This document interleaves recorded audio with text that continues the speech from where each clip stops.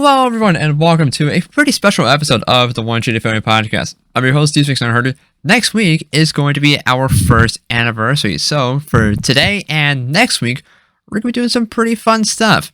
So for this week, we're going to be doing a little Q&A. All the questions are submitted in a tweet that Honey put out a few days ago. So, without further ado, let's get to some of those questions. So, Honey, what's our first question? Alright, before I actually read the questions, I will read the username who asked the question, and if I butcher the names for those who watch it, and I apologize in advance. But yeah, the first question is by Yanni the Duck, and they ask, what's the best shiny and favorite Mega Pokemon? Alright, we're starting off with a bit of a banger here. Actually, I'm gonna slightly alter this question and say, what's your favorite shiny and favorite Mega Pokemon? Because obviously we have different opinions. Yeah, of course. Alright, who would like to go first then? We could go in the order of the voice chat. Alright, that works too. So that means I would be first. Yeah. Alright, so I think my favorite shiny would, this might not come as a surprise to some of y'all, but my favorite shiny would be Cantonian Ponyta. I know. Wow. Okay, but you cannot deny the blue flames look absolutely beautiful. Like, oh, they do. I'm not gonna deny. Yeah, I just gotta agree with the blue flames. Just chef's kiss. Oh my god. absolutely. Like, and plus, I have a little sentimental attachment to the shiny, as it was the first one I ever hunted on my own. So it's just been a dream shiny of mine for so long, and I finally took the plunge and hunted it a few years ago. I think back in 2018, if I remember correctly. For the longest time, guaranteed it was my favorite shiny, but I tend to appreciate shinies when I actually have them in my game in some way. So, and actually put through the effort of actually going to hunt them. And, well, I've gotten several shiny Cantonian Ponyta since then. Okay, Flex Master. Flashback to, when was it, like, December of 2019 or 2020? Yeah. One of those two. But, yeah, I think... and also, then we got our favorite Megas. Man, it's been a while since I've used a Pokemon that can Mega Evolve, but I think my favorite would be Mega Garchomp. Interesting. I have a lot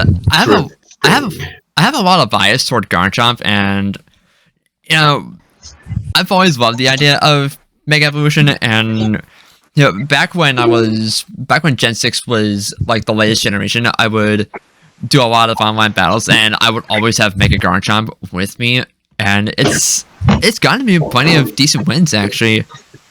And also, Mega Garchomp gets points for its shiny because it actually improves Garchomp shiny. With the say what you want about the pink, but at least it's actually noticeable compared to regular shiny Garchomp. So I will definitely take it. You're right about that, yeah. I'll take Mega Garchomp Shiny any day over regular Garchomp Shiny. I think anyone can say that. Yeah. I think it's Also, Chinese pretty I'm good. sorry for the background noise. I think someone's mowing the lawn. It's okay. Yeah, whatever. But yeah, I think Cantonian Ponyta for my favorite shiny and Mega Garchomp for my favorite Mega would be my answers. Okay. Alright, let's move on to Honey next. Okay, the best shiny, or my favorite shiny, honestly, it comes down to bias, but, my favorite one would have to be Shiny Swablu, or Shiny Altaria, because that was the first one I ever got, and that was way back in, Oras. Oh, nice. So yeah, I have a lot of sentimental value to it, so I think that's my fave. Nice. I just like the gold colors. I think it suits Swablu a lot. Absolutely, I agree. And as for my favorite Mega, I think it used to be Mega Lucario, but over the recent years, it's kind of moved on to Mega Gallade. Oh, think it's Gallade's pretty neat. cool. Yeah. I kind of like how Glade. Glade is just so Great. majestic and stuff. Yeah, same. exactly. Yeah. I guess Laurie's next. Okay.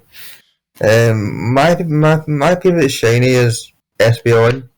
I love the green. I don't care what anyone says. I love the green too. I really like shiny Thank Espeon you, as well. You have taste. You know what? Espion is one of the few things that I think does the green color right. Yeah. was Honestly, about I to kind of mention agree. that. Yes. Yeah, exactly. Compared to Like- most like green shinies, which is just Most green shinies just look like vomit to me. But yeah. Espeon shiny just gets it right for me. Dragonite. Yeah, it's so disappointing how like Dragonite is such a bad shot. Yeah, but Espion's cool. Yeah. Espeon gets it right. Yeah, exactly. And weirdly, I kind of think the Espeon, yeah, I know that in the 3D games, like a lot of the saturation in Pokemon sort of decreased, so a lot of the Chinese sort of became kind of shit when Pokemon changed to 3D. Espeon's got better. Yeah. Um, like I really love shiny Espeon. And as for Mega, this.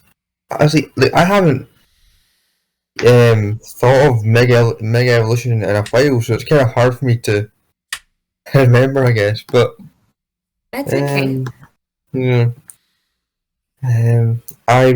Let's see. I really like Blastoise's one. I don't know if I'd say that it's my favorite, but I do like it. Mega Blastoise is cool.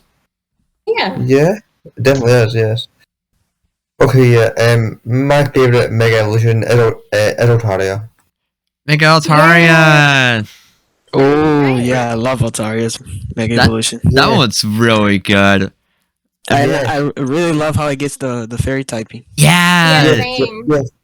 Dragon Fairy Majestic looking is a really cool typing. It's awesome. You should get- I you know. should I get think it's more such of a that unique typing. typing, and it just works so cool. Yeah, exactly. Yeah. Why We should haven't get we more of gotten that more typing. Dragon? Yeah, exactly. I know, right? I'm surprised we haven't Yeah, I gotten a agree. Pseudo with that type combo. Yeah, I was You about I was about to say I have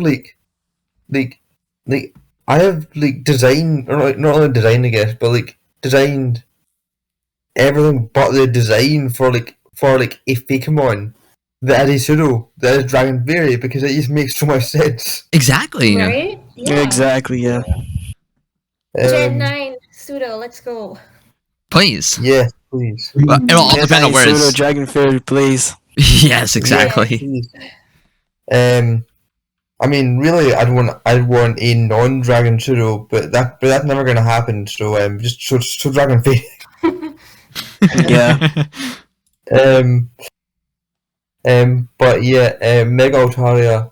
I love how it gets even more fluffy. Basically. It's a fluffy I definitely girl. agree with that. Yes, It's so majestic looking too. it really is. Yeah. I remember in my very first playthrough of Oras, my Mega Altaria was a contest star. Oh wow, nice. We Nice. stand. Yes, we do stand. And it was awesome. I bet. Yeah. Of course, I already love Altaria normally, but and I think I might like regular Altaria more. To be honest, I don't know why, I just do, but I do still love Mega Altaria. That's I fair. agree. Yeah. It's honestly one of the best megas that came out of Auras, in my opinion. Definitely. Alright, and that leaves next up is Rick. Alright, so Shiny is actually kinda interesting because back in the day, I used to really like, and I kind of still do, the original shiny Charizard, and I kind of think it's like a hot take because you see like the black and the red just goes so well. It does. But I really like how like Yeah. the purple and the green just mashes together. It's just probably because I'm biased toward purple because purple is best color. But yeah. Beast. But nowadays, I'll probably say like shiny Dratini. Also biased because Dragonite is my favorite Pokemon. So yeah. Nice. And it's also Okay. pink, so I think like a pink snake looks so cool. I love shiny Dratini. Yeah. So And cute. as for Mega, I'd probably say Mega Ampharos because I just love how it looks so cool, and it gets Ampharos. the added dragon type, so it makes it Electric Dragon. I think it's super cool too, and it looks super Yeah. cute. And it close second for Mega Absol because it's just like Mega Golade. They're just like I so was majestic. going to mention Absol. Yeah, I think Absol just looks so cool and It so well done. does. Looks absolutely amazing. I'll save myself out. Oh my god. Exactly. Yeah. It's very weird how that is the second time Kyle had made that exact pun this week.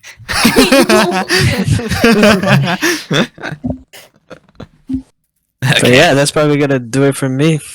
All right, and that leaves Sam. Yeah, when it comes to favorite shinies, I'm gonna be simplistic here and say probably Glaceon. Whoa! Okay. That's actually interesting. Wow! I I'm did not expect that actually. I am interested as to why you're saying Glaceon. Same.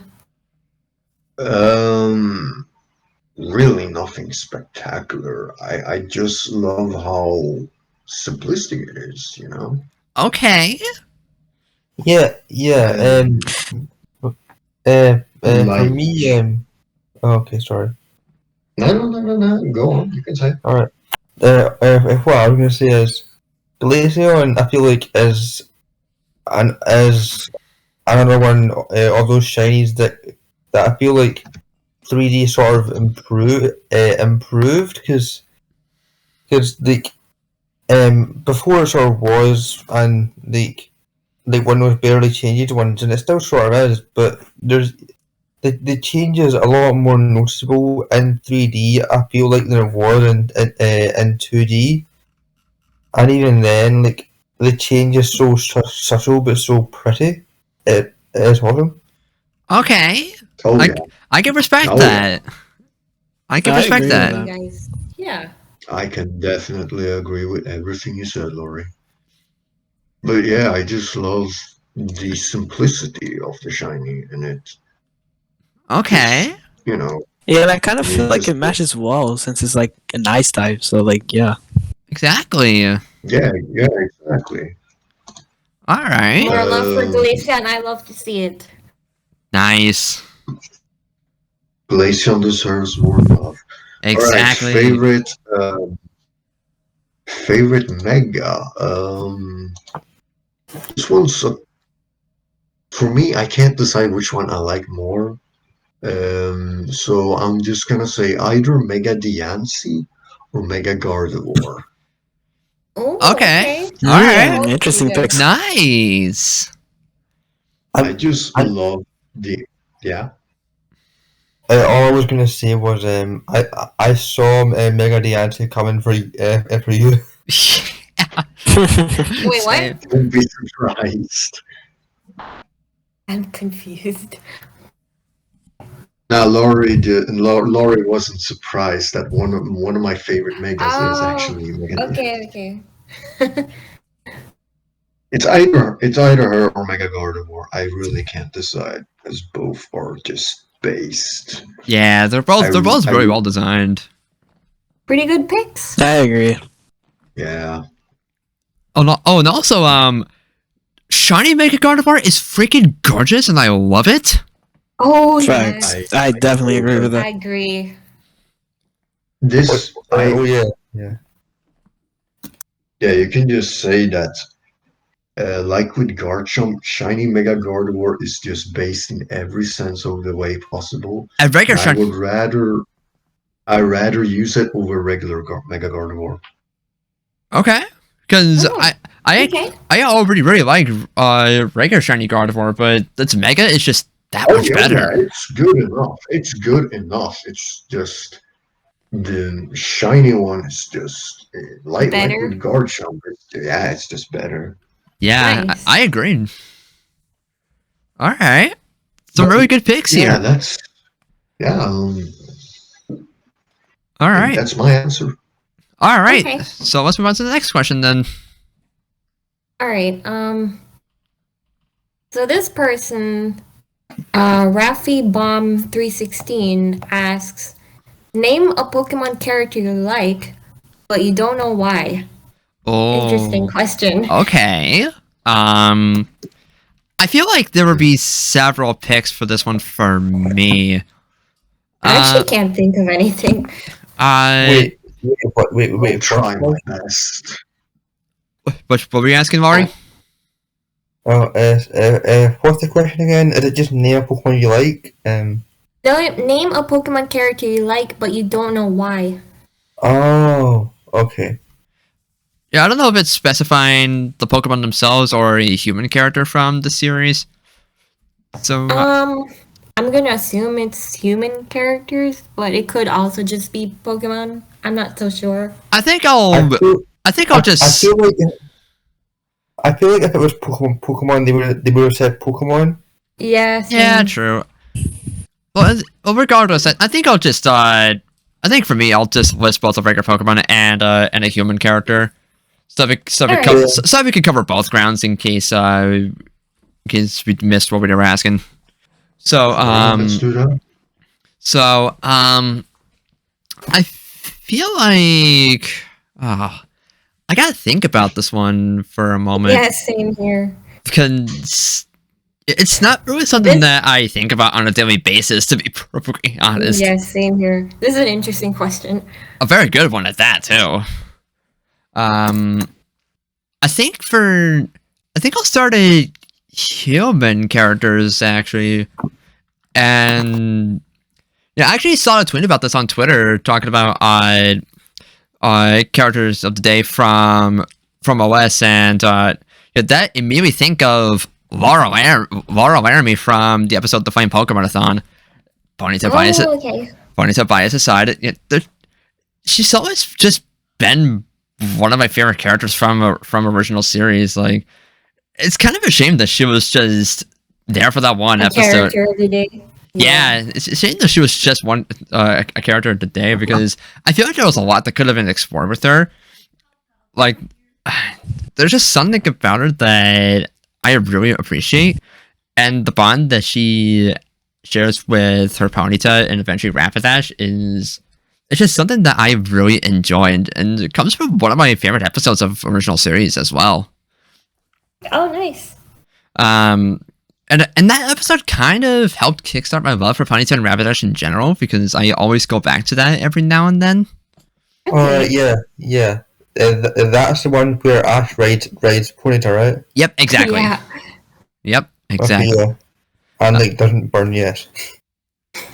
Yeah, because he's Ash. Get it? Oh I'm my god. Oh my I had to do it. Oh my god. Enough already. I mean, it could also be a reference to a freaking meme, but whatever. Okay, but and also practicality standpoint, it's also represent the fact that it's now canon. Ponyta's flames won't burn anyone if Ponyta trusts someone. It's canon, and I believe either its sword or its shield dex entry. I actually learned about this when I was looking through its dex entry in Pokemon Home. Oh, cool. Oh yeah, I remember seeing that, and I was like, "That's actually such a neat idea." It is. Now, as for which Pokemon I like, but I don't know why, I think I gotta go Leafeon, actually, because my love for it kind of just came out of nowhere, like, not too long ago, actually. Like, I think the first time I used it in any Pokemon game, period, was actually when Laurie, Honey, and I played through a Pokemon fan game called Pokemon Bushido. And I had Yes. I had an Eevee on my team, and it evolved into Leafeon. I was like, oh, I wasn't even sure what I wanted my Eevee to evolve into, so I'll just roll with Leafeon. And that got me way more interested in this Pokemon as a whole, and eventually I wanted to use one in my playthrough of Shining Pearl, and I absolutely love it now. Awesome. That's awesome. Like, I didn't know that Bushido was what kickstarted your love for Leafeon. Like, I've always appreciated from a design standpoint, but I didn't know how good it actually was to use until I actually used it in that game. Although I will say, I really wish Shiny Leafeon had more autumn like colors for its shiny. Yeah, that would be such a cool, neat touch. Yeah. Yeah, Like have like the orange. exactly. I feel like Leafeon Shiny is just like a big missed opportunity. I know, and yet somehow I managed to notice it when I found it in a raid of like a few months ago. I think you were there when I got it, right? I think so, yeah. And I was like, and I was flipping out because I was like, that's a shiny Leafeon. I didn't even need to wait for the sparkles to know it was shiny. All right, flexing the side. Flexing. I think those would be my picks, honestly. So Okay. let's move on to Honey then. Alright, I'm just gonna say this character because I honestly can't think of any other character. And that would be Richie from OS. Richie. It's a good pick. Yeah, I just have no reason for liking him. I know he's supposed to be like almost an exact replica of Ash during the league and all, but yeah, I think that's what eventually got me to like him. I think that's pretty much the point anyway. But yeah, and I think he was pretty fun too, from what I remember. Yeah, I can understand. I really like Richie as well. And yeah, even though the loss was pretty much. We don't talk Well, about that's a it. topic. That's a topic for another time. But yeah, for the character, he was pretty good. And also, I really like the fact that he nicknames his Pokemon throughout the show. Like, that's a really cool. yeah, That's a that really was a cool little nice- detail. Yeah. That was a Yeah. nice Yeah. touch. Like, I cannot think of Pikachu being named Sparky without thinking about Richie. Right. Yeah, same here. But yeah, that's gonna be my answer. Okay. Hmm.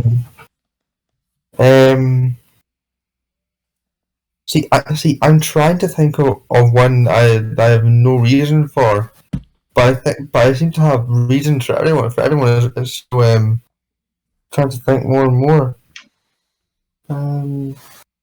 We can skip you if you need more. Yeah, time. yeah. Do you mind getting back to me? Yeah, sure. yeah, that's okay. Rick, do you have an answer? Yeah, I got one. Okay. I was with character since it's kind of just simple. I would probably say Tracy from OS. Hey, Tracy. Tracy Yeah, a lot of peop- I Love. feel like yes. a lot of people hate on him, and I'm like, wow.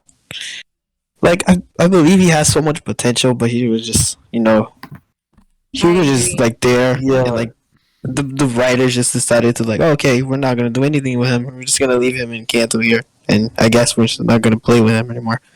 Like you have so much opportunities to like bring him back in like journeys right now, but like I guess the writers just don't want to. Yeah. Actually, there was Yeah. a brief flashback for Journeys where he appeared. Yeah, like they reference him, like Oak. Yeah, like they Oak did. said like one line of dialogue that let us know he wasn't dead. Yeah.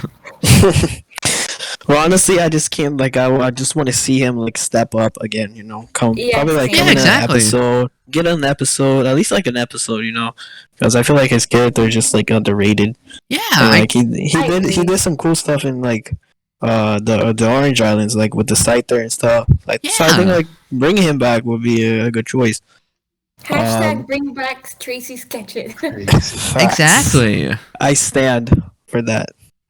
We I love to like see how it. all of our answers so far has been characters from OS. This is true. I think that's because OS had some of the best filler in the entire show. Yeah, it had Yeah, some good true. filler, you know. Now for Pokemon, this is interesting because I have a lot. So, one of them is probably Scolipede. I just don't know why. I think it's so cool. Hey. It has speed boost. I really love speed boost. I think it's fun to use. Another Pokemon, I'd probably say the Palossand. I just think it's so Okay. cool. All The right. idea of just a sandcastle. I think it's so cool. All right. Alright. And also, it's shiny. I gotta mention the shiny. The shiny Yeah, looks awesome. Shiny Palossand is Oh, so yeah, I cool. love I gotta Yeah. mention the shiny because the Yeah. shiny is just awesome. Like, I really like the idea of a Pokemon being like a haunted sandcastle. Like, that is just so cool. That's pretty amazing. Exactly.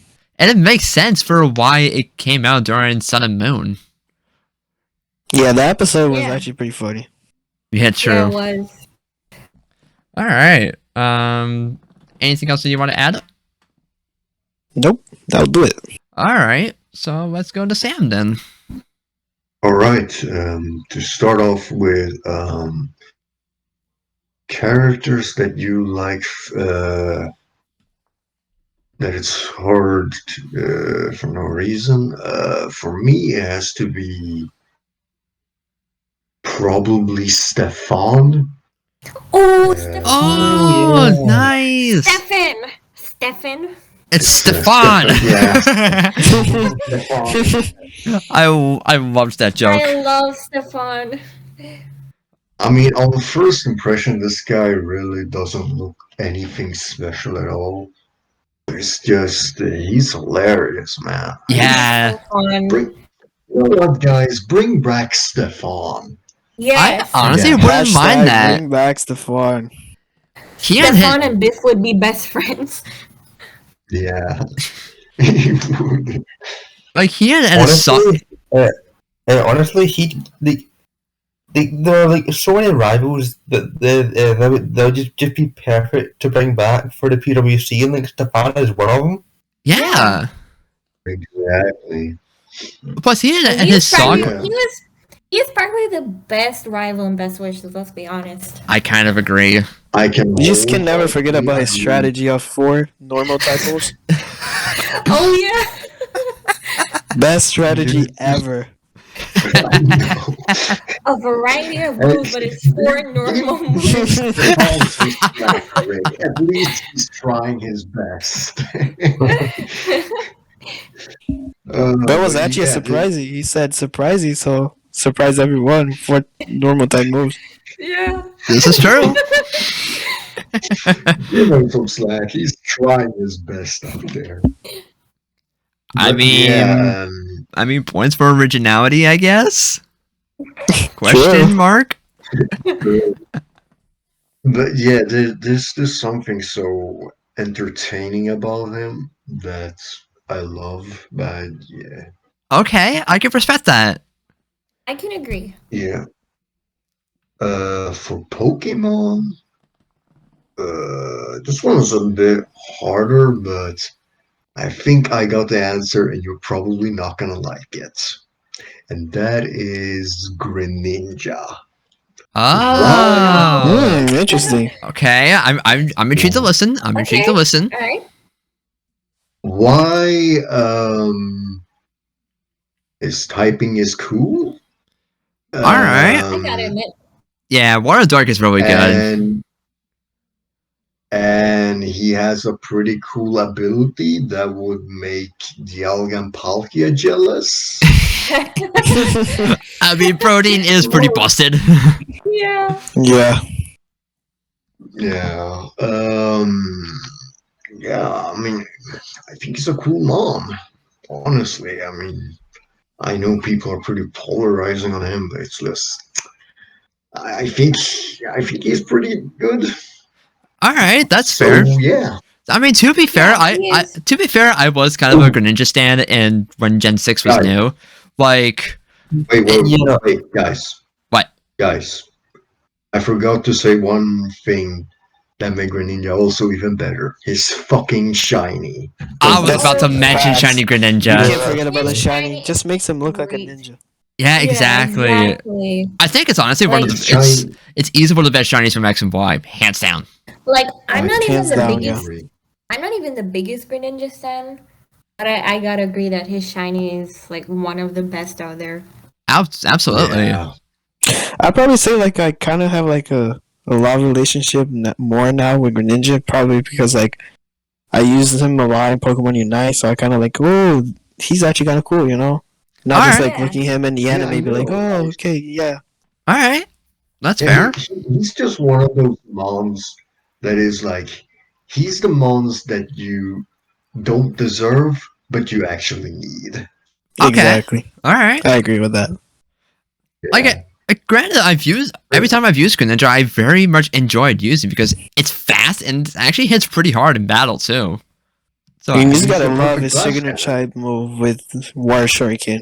yeah, Exactly. He's the perfect glass cannon. yeah, You exactly. can't argue with that. But yeah, that's my answer when it comes to Pokemon. Like your favorite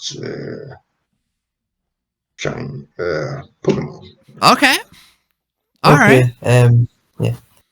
I have my answer now. All right. What you got? Okay. That is going to surprise no one. Chrissy the Krugong. Yay! Hey. All right. My Pretends to God, be surprised. I love her. She's Yes, so adorable. yes, she is. It's the female. It's Nurse Joy's female Krugong from Cream of the Krugong crop, aka the best episode in the anime ever. I knew you were gonna say that. But yes. Need I say more? No, I think we got it. I mean, that is a perfect answer from you. Thank Yeah. I expected nothing less. I mean, Mari is the Krogung stan. Yeah. The Ah, Krugong stand. thank you. Exactly. Okay. Well, do we have anything else that we want to add before we move on to the next question? I think we're pretty much good. All right. Let's move on then. All right, this next question comes from Brian Arya 8, and they ask, "What is your favorite cartoon?" Oh, okay. Ooh. All right. That's a good one. All right. Yeah. So I'm not even going to consider Pokemon because that's what this entire podcast is about. So I gotta think. I gotta think outside. Pokemon is not a cartoon anymore. It's an anime. Even though a lot of people call it a cartoon, which makes me cringe. To be I mean, fair, I those used- are I just used to Japanese think- cartoons. I used to think it was a cartoon when I was younger, so Yeah, true. I mean, I caught a cartoon when I was younger, but at the same time, it is a cartoon because animes are just Japanese cartoons. Okay, that's Yeah. fine. Basically, they're more specific, but that topic doesn't matter. Yeah, but that's another topic for another day. Who cares? Let us just exclude Pokemon just for Yeah, we just gotta exclude Yeah. Pokemon. Yeah. So obvious reasons. all right. With that in mind, I have like a lot of answers because I grew up on a lot of cartoons growing up. Yeah. Same. I think some of my picks would probably be Ben 10, the original version, Yes. Oh Yeah. yes. because it was like one of the best things that came out of Cartoon Network. I still need to finish this one, but I'm actually Avatar. I am talking about Avatar: The Last Airbender. Yes, you need to finish it. I need to finish the first I season, still but haven't watched it. I Laurie, go fix that right now. go watch it. It's actually really good. I haven't even finished the first season, but I really like what I've seen so far. This is like one of the best cartoons of all time. Yeah, it's got quite a reputation. Steven Universe is another one that I very much enjoy. Oh, nice.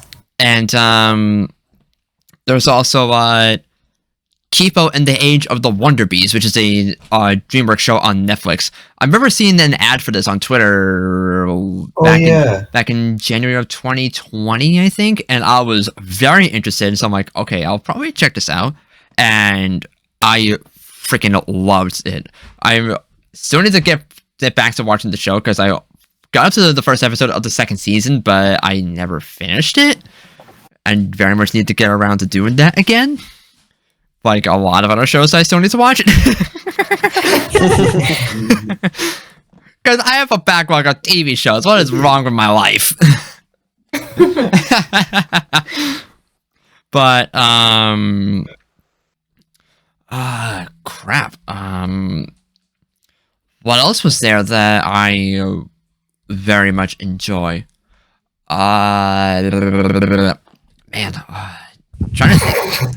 I'm trying to think about it because I can think about so many. I haven't watched a lot of episodes of it, but I have seen a few episodes on the original Teen Titans as well. Oh You yes. should watch. Yes, you should everything. finish that. I need to get around to actually watching it all the way through because It's good. I've heard It's really good. I've heard many Really good things watch it. about it. Yeah, that's another one the kid me just didn't watch for no reason, so I need to watch Sorry, that. go fix that right now.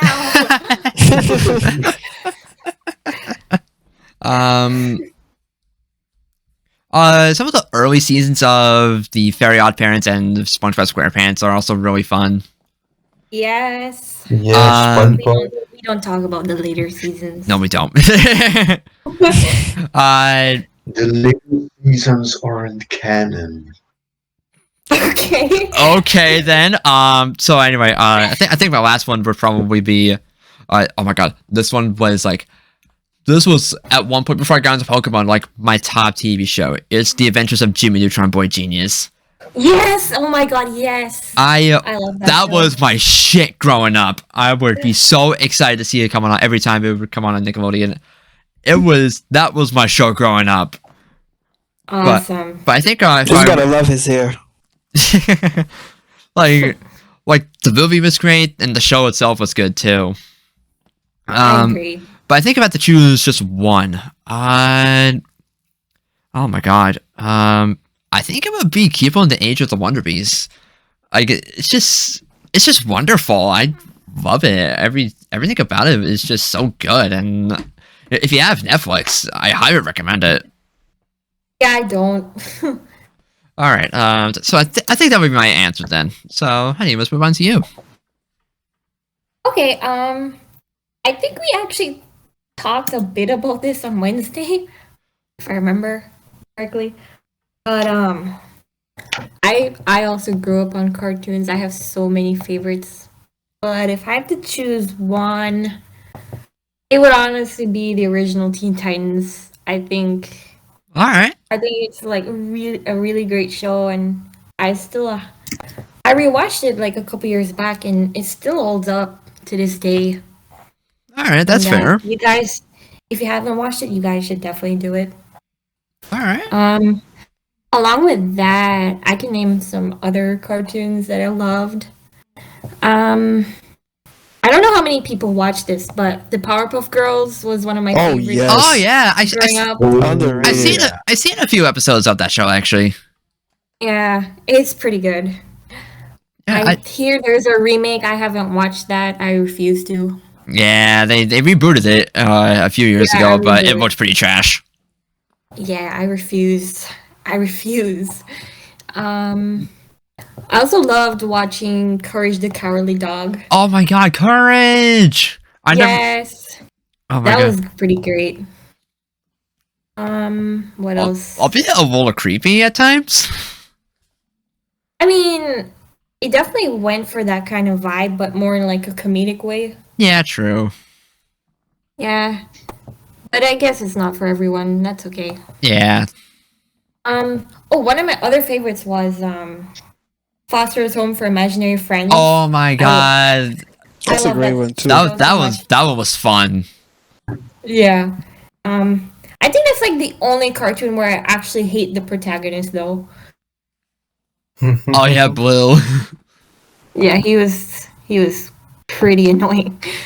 But anyway, what else? Definitely SpongeBob and Jimmy Neutron, Fairly Odd Parents. At least the first few seasons for them.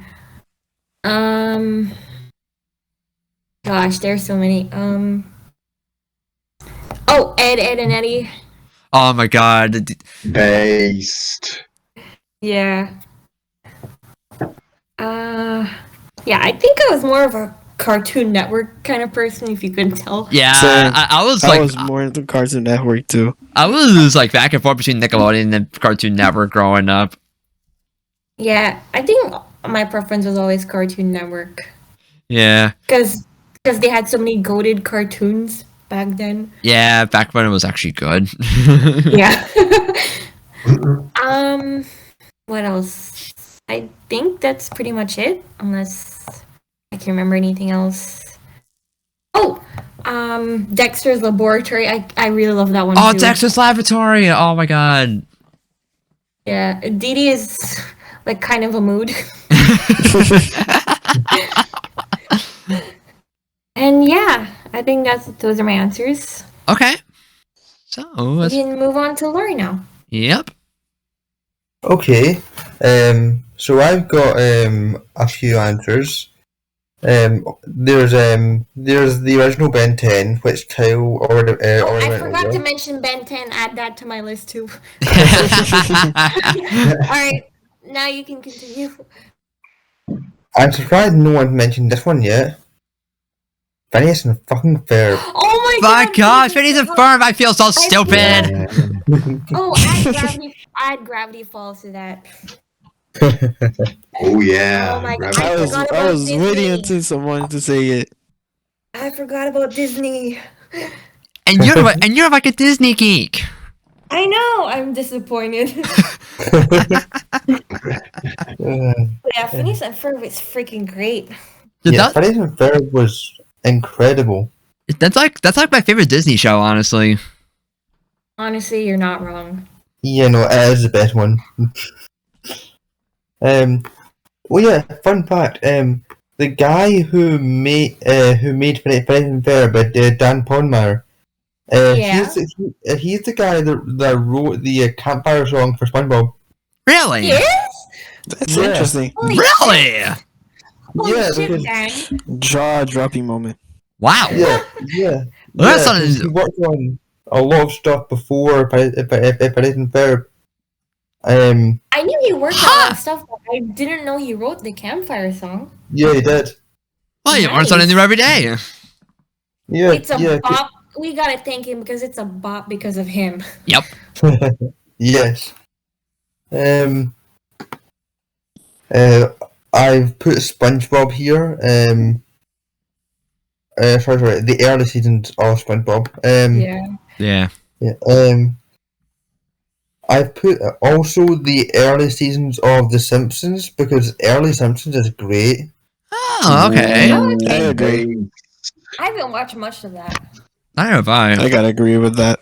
I don't watch that many adult cartoons, to be honest. Yeah, most adult cartoons are kind of cringe these days, especially Family Guy. Yeah, 100%.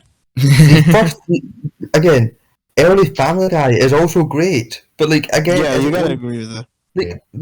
that's the thing with these, that's the thing with adult cartoons. For most of them, they usually start off really good, but then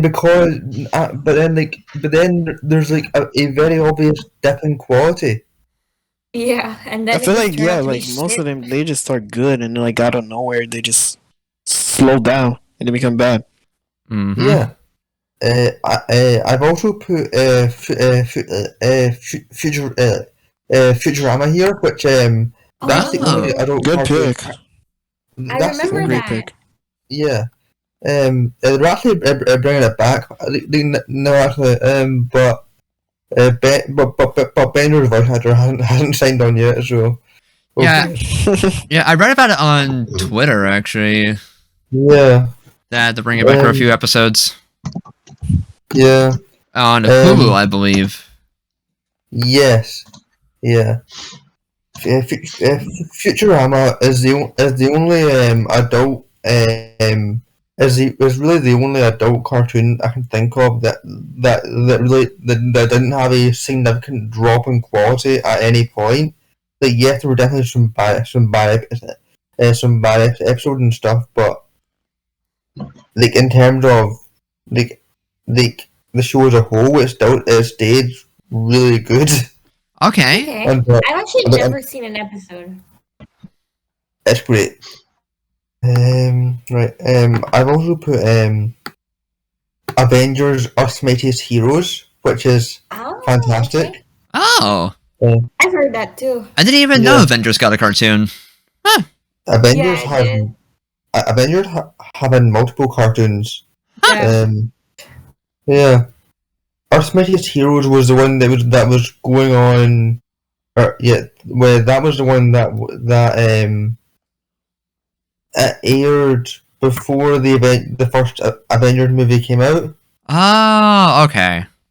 And then after the first Avengers movie was a success, they replaced it with a really bad cartoon called Avengers Assemble, which Oh. Oh. which I think they tried to make it a lot closer to the movies, Oh, okay. whereas Earth's Mightiest Heroes was a lot closer to the comics, I guess. Ah, okay. Makes sense. Yeah, Earth's Mightiest Heroes is phenomenal. It's really, really good. I Okay. recommend everyone watches it. And in the same vein, I've also got Spectacular Spider-Man. Oh, That's okay. pretty good too. That came out like around the same time as Earth's Mightiest Heroes. I was also cancelled for like for Ultimate Spider-Man, which was also bad, but that yeah. is a recurring trend in like Marvel shows. They have really good shows that will get cancelled in favour of bad ones. But Spectacular Spider-Man is also great. I recommend that to everyone as well. This one might be controversial, but I've got the first 6 seasons of the DreamWorks Voltron cartoon. Oh. I've never heard of that. On it, that is a good thing because its reputation on the internet is really bad, mainly because the fandom is really toxic, and also the last 2 seasons were terrible. But Okay. but the first 6 seasons are great, Okay. Okay. genuinely really good. All right. Then I've got Over the Garden Wall, which is like a mini series on Cartoon Network. It came out in 2013, I think. I don't remember that. It stars Elijah Wood of all people, which is cool. But it's sort of like a pseudo horror thing. Oh. Like it's for kids, so it's not really scary or anything, but it's really hard to describe. But like watch it for yourself. It's great. It's like phenomenal. Okay. Really well done. Okay. Again, mini series, so it doesn't really have that much time commitment. All right. Yeah. Okay. And finally, this one I haven't watched it since I was like really young, but it'll always hold a special place in my heart. Dora the Explorer. Oh my god. Dora! I used to watch that a lot too. Wow. Yeah. The only reason why I've watched that a lot as a kid was because my sister made me watch it with her. My mom used to make me watch it just to learn Spanish, and I ended up really liking it. So Yeah, Dora for any young kids is great. yeah. I mean- I just laugh when they ask, oh, where's the map or whatever ridiculous question it is when it's right in front of you. I mean, Yes, like, and then the map song starts, and the map starts singing, and it goes, I am map, I am oh map, my I am map, god, I am oh my map, god, I I am cringe map, so bad every time I hear that. Also, can we talk about how her backpack can carry literally anything? Yes. She Like, was and too also- powerful. she can fit an entire bike in there, bro. Dora's backpack is the Pokemon backpack, but it can talk. And also,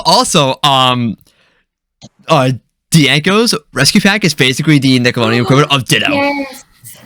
Yes. I don't know why I I remember that, remember. but I do. I remember that too. But like, if Yeah, for I those, remember Diego existing. I don't remember much after that really, but but I mean, if you grew up in the early 2000s, then you had to at least watch one episode of Dora the Explorer. Let's be real here. yes, I did. Yeah, I watched several. I was obsessed with it when I was like 3. Yeah, like when my sister and I were young, we watched a lot of that as well as Go Dianco Go. Go Diego, go! Yeah. Oh my god, Um, early yeah. 2000s Nick Jr. The nostalgia. Yes. And also Boots is the best character. Yes, And- we and stand Dora? Boots. Yes, we do stand Boots. He was cute. And yes, that is it. All right. Hey. Very nice pics. Yeah. Thank you. All right. So that brings us to Rick. Like cartoons, I'm not more of a cartoon guy nowadays. I'm more like been watching more anime nowadays. Even though I used to watch, but like as a kid, I grew up watching cartoons, obviously. And one that I always have to mention when you say cartoon, is always gonna come in my mind, which is regular show. Oh my god. Oh, Cartoon, 10 out of 10. I will always rewatch it more and of enjoy that. it. Perfect cartoon in my opinion, and ended well. And yeah, also another cartoon I also really liked. I don't know if you guys have watched it, but it's totally Spies. With I've the heard three of Spies that. girls. I've heard of I that. remember that. I love it. It's actually such an underrated show, and it's so great. That's a go show. That's And probably why I only- grew up to be bisexual, but we don't talk about that. But okay. But that show is just absolutely amazing. And I'll probably also mention the Teen Titans because it's just great. Yes. It's the better version of Teen Titans We Go. don't talk about that. But yeah, that's probably gonna do it for me. All right. Okay. Yeah, actually, I would like to add all of Scooby Doo to my list, because Oh my god, somehow, Scooby Doo. because I somehow forgot it, even though I'm obsessed with Scooby Doo. I would also like to add Scooby Doo to my list. I freaking love that. All right. Scooby Doo was great. Yeah. I can't think All of right. Scooby Doo without thinking of one particular Shaggy meme. Oh Oh no. my gosh. I'll talk about it later, But though. when I think of Scooby Doo, I always think about the Scooby Doo.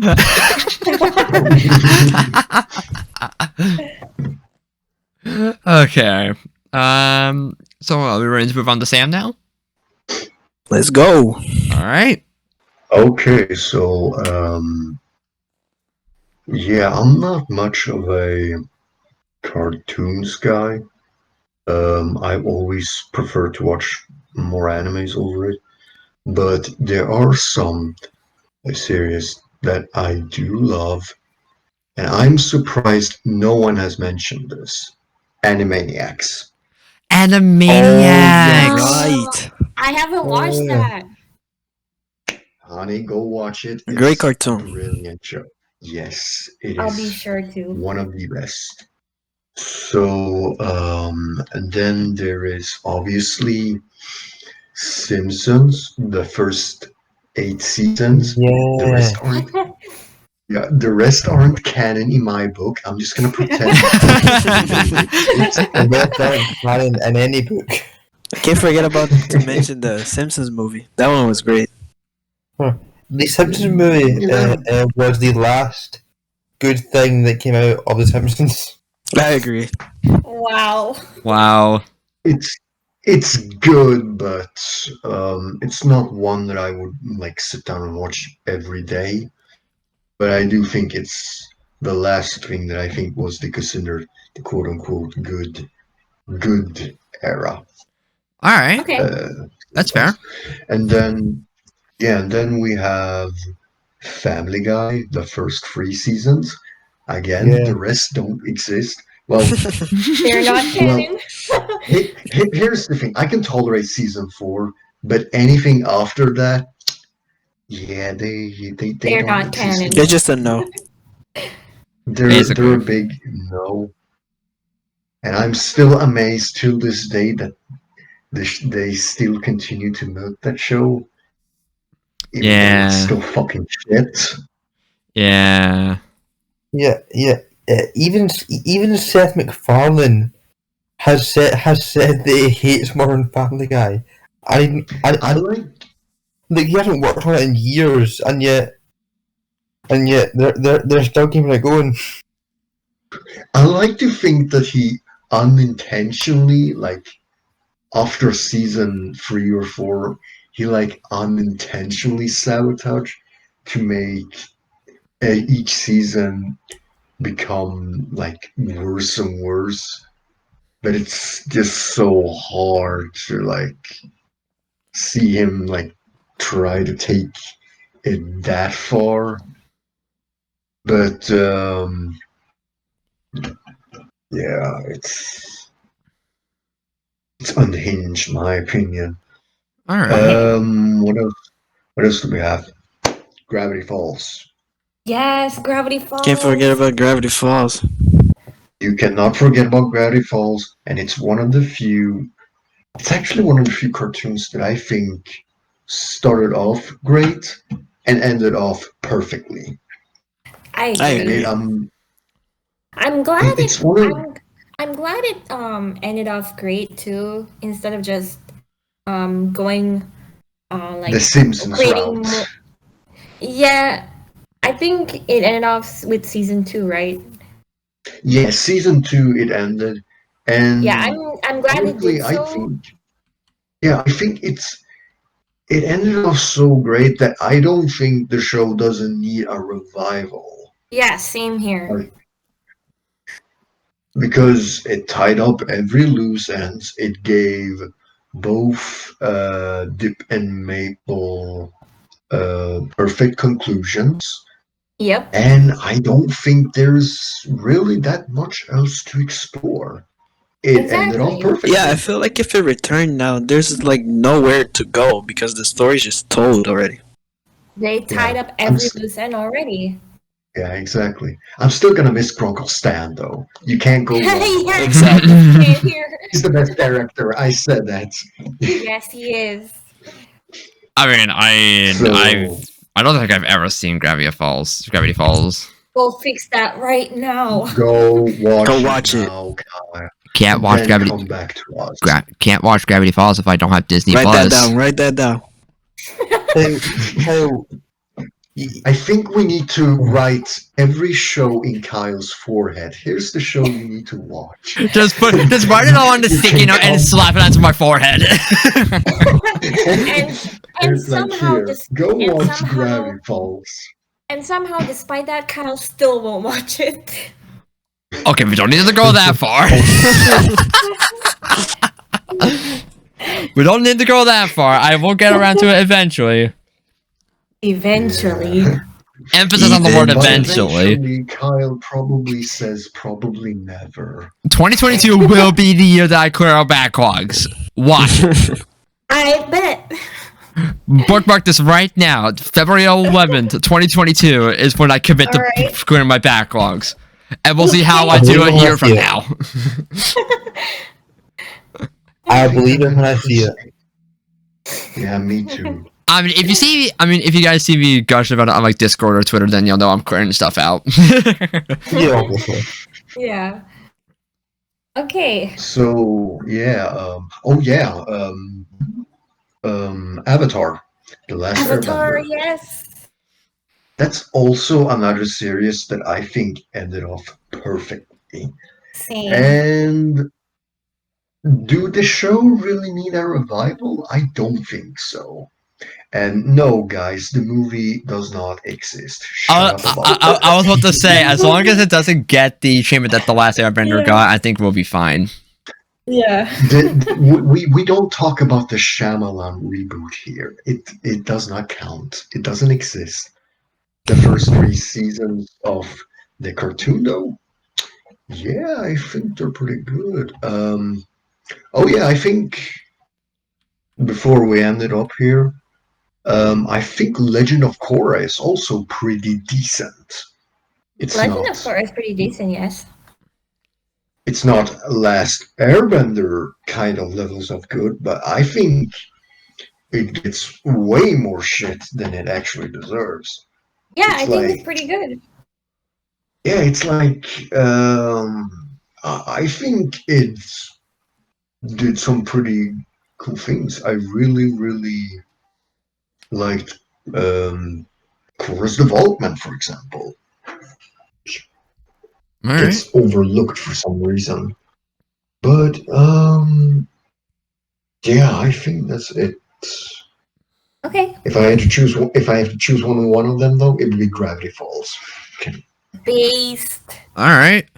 So yeah, that's my answer. All right. Do you have anything else that we want to add before we run to the next question? I think Stan Gravity Falls. yes. All right. So I think we're ready to move Alright, on then. no. Yeah. Yeah. Okay. The next question is from Islington, and they ask, "What is your favorite mobile game?" Okay. First of all, I don't play that many mobile games to begin with. Like I'm kind of in and out of mobile games. Like a few years ago, I would have said Pokemon Go, but that game has become such a money grab that I've come to hate it. sucks. I've come to hate it more than love it, and yet I still play it despite it. That like it's Yeah, like I it's- always try to it's- come back to Pokemon Go, but like the problem, like with the money making, it just drives me away. yeah, like it's. I would stop playing it if it wasn't so hard to break away from it. Like, and also if Niantic didn't make it impossible to transfer your Pokemon out in one fell clean swoop. Because trying to transfer your Pokemon from Go to like, if you want to like say transfer cancel Pokemon, then Let's Go transfer is fine. It's easy. But transferring anything else, and you got to deal with the stupid cooldown and. Yeah, that absolutely hurts. Yeah, and so if you want to get like all your shinies out of there, then you gotta like take a whole year to do it. It's so stupid because apparently shinies are more valuable and could take up more energy, which is so stupid. So I can't stand it. So I've committed to free to play for Pokemon Go ever since like last year. Ever since they did Very Ponies to Dirty, it really hit me, and like, okay, yeah, I'm starting to not like this game much anymore. And yeah, I still play it. So look at me being a hypocrite. Wow. I can't really say Pokemon Masters is a favorite of mine because I've already gave my thoughts on it in an earlier episode not too long ago. But it's fine for a few minutes, but nothing amazing for like an hour. Like it's fun for snippets of play, but nothing I jump at the chance to play.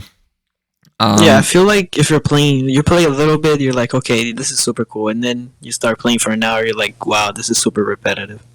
Yeah, like I think the combat is fine. Like I think a real time RPG is fine for a Pokemon mobile game, but it's not my favorite, and also it's a gacha, so gambling. So Exactly, you just gotta hate that.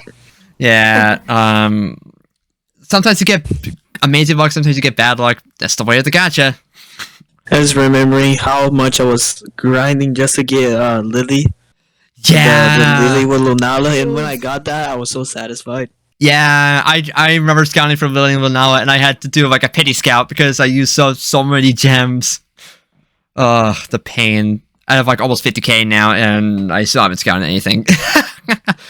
Okay. I I typically don't count mobile ports of games that are on other platforms like Minecraft, Among Us, Roller Coaster Tycoon Classic, and whatnot. I really like 2048. That's actually a pretty decent puzzle game to kill for a few minutes. Pokemon Shuffle is another favorite of mine that I started playing back in high school, and I still haven't put down. I haven't played in a while, but yeah, it's one of those games where I feel like I don't need to put a lot of money in, if not at all, because they're so generous with giving you free stuff, so you basically never have to spend a penny. Makes sense. I think Pokemon Cafe Remix is actually one I got into pretty recently, and it's so cute. And at first, I tried it when it first came out, and I'm like, okay, this is fine, but it's not really for me. But then they drew me back with the Vulpix stuff, and they knew my weakness, and I haven't I haven't put it down though, because they really improved the game since the last time I played it. Like, it actually feels more complete now, and I honestly enjoy it a lot more as a result. But I think my overall favorite is actually going to a classic, Angry Birds. Oh my god. Such a great pick. Honestly, like, it's probably my favorite puzzle game of all time. Like, they just nailed so many things with it. It kind of felt ahead of its time in a way for how the mobile gaming market would become today. And yeah, I remember my first exposure to Angry Birds was actually the Google Chrome version of the game that I played with my dad all the time growing up. Like, he and I would spend so much time playing together, trying to see who can beat a level and who could get the highest score. It was honestly a blast. That's so wholesome. And honestly, one of our favorite levels is the first level when you get the bomb bird. That one was so fun to play because you just get to blow up so many stone bricks. It was satisfying. Nice. And the game did get ported to consoles in the early 2010s, and even the 3DS. And you know what? The 3DS version is actually kind of good because you can use the circle pad. I didn't play that. Because you can use the circle pad or the touchscreen to aim your bird, and honestly, I find that more comfortable than even the Wii version, which uses the pointer. Even though the Wii version has more content, I know it came out on Xbox 360 and PS3, but I don't remember if it was on Wii U as well. Maybe it did, because Activision likes to push their stuff on everything. But I haven't put a lot of time onto the mobile version until like a few years ago. And actually, I think at the end of last year, I started replaying it on my iPad, and then I was like lost for a few hours just playing level after level and tried to get 3 stars to progress later in the game.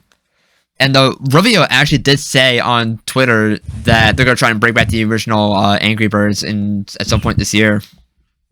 Oh, nice. Because you can't actually download the original Angry Birds anymore. It got delisted. Yeah. But they are gonna try to bring it back. So that's cool. But like, I remember, whenever I would hang out with a friend and they would have like an iPod Touch, I would ask them, "Do you have Angry Birds on it?" Because you got games on your phone? Exactly. You have games on your phone? Basically. Like, but the funny thing is, I don't play that many games on my phone, honestly. Like, I find mobile gaming just to be not as comfortable as playing on like a Switch, for instance. Like, and also they're also much more money hungry than buying something like on Xbox or PC. But like, they're fine to kill a few minutes, but nothing to like dive like a bunch of hours. And like, quite a few console games get mobile ports, like Final Fantasy VII and Chrono Trigger. And I'm like, okay, this is cool, but is it practical? Because your thumbs are going to be covering the screen unless you hook up a controller. And at that point, it kind of defeats the purpose of having this ultra portable setup. And at that point, you might as well just grab your Switch or something and hope that game comes to the platform. Exactly. So like, if I had to give it, so for my definitive answer of favorite mobile game, I think it would probably be Angry Birds. Okay. So what would your pick be, honey? Okay, here's the thing. I actually don't play any mobile game at all. Oh, Like I can't remember the last time I actually did. If even if I did, I probably just uninstalled it very quickly. Like for example, I remember when Mario Kart the Gacha came out and I tried it for a few minutes, I but it am. was but it's pretty awful and I immediately uninstalled it. Yeah, I Mario. gotta agree with that. Yeah, but Mario Kart Tour was so bad. Yeah, it was It pretty bad. amazes me that game is still being supported. Anyway, but yeah, I actually don't have a favorite mobile game. If you'd have asked me this in like the 2010s, I probably would have said Angry Birds too.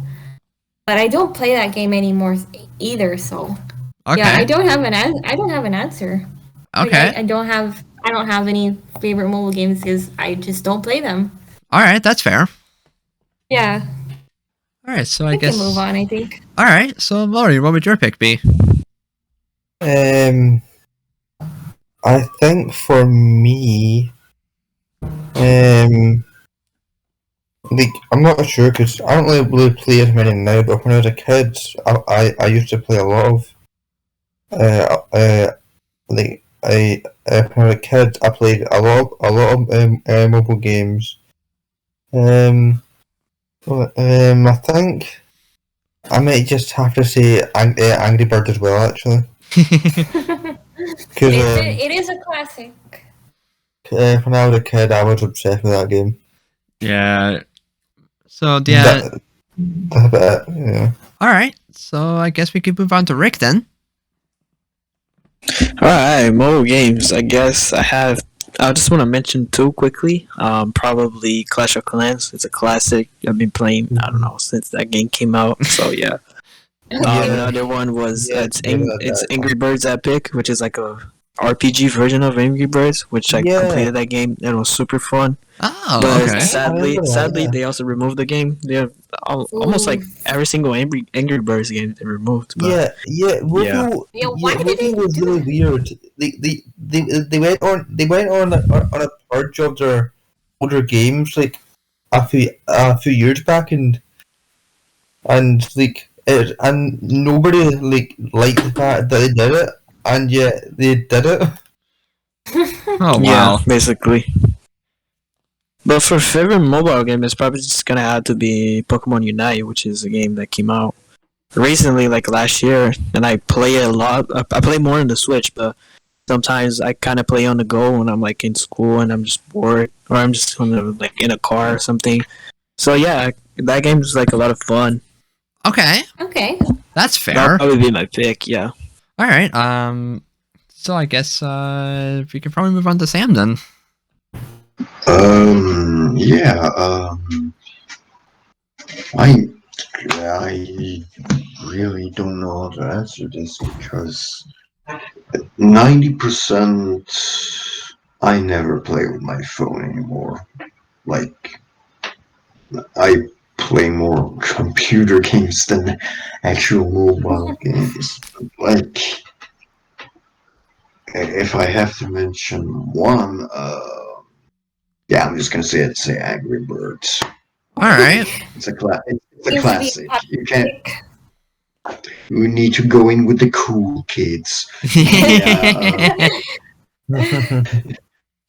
Yeah, I can't really say that much else. All right. So yeah, Angry Birds. All right. I actually Okay. I do have a couple of other things to add actually because I thought of a few other games that I used to play a lot of. All right. Anyone remember Super Mario Run? Was it Oh a mobile yeah, game? I remember that. Yeah, I still have it on my phone, even though I barely play it anymore.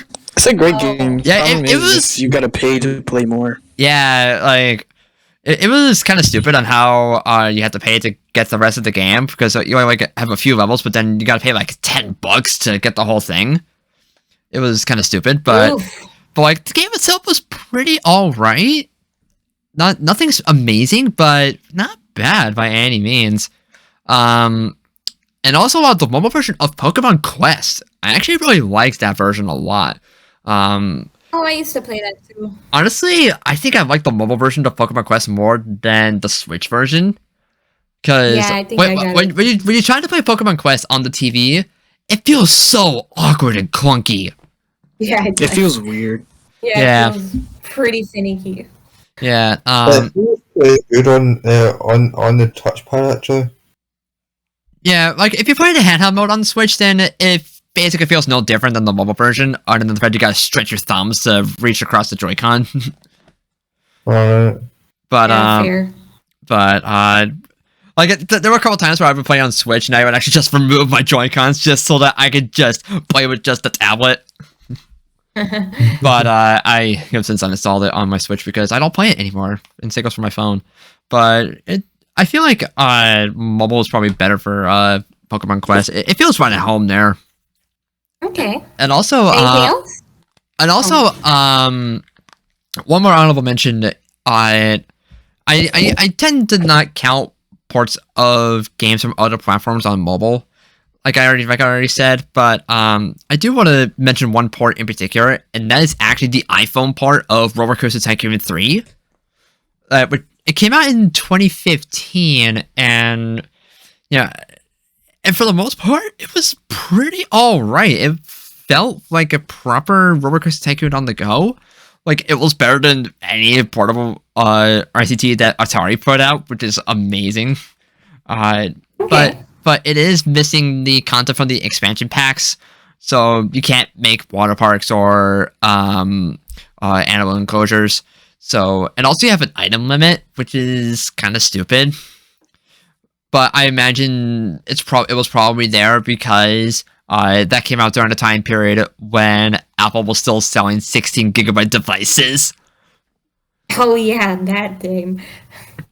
So, and also, so I played it a lot on my iPod Touch and my iPad Mini, and you know, I didn't put a lot of time into it because, you know, the camera control is fine. I think the camera control is actually better than the Switch part, but the item limit was kind of a deal breaker for me because I love sandbox mode a lot, and not to mention because I'm missing a lot of good rides from the expansion packs.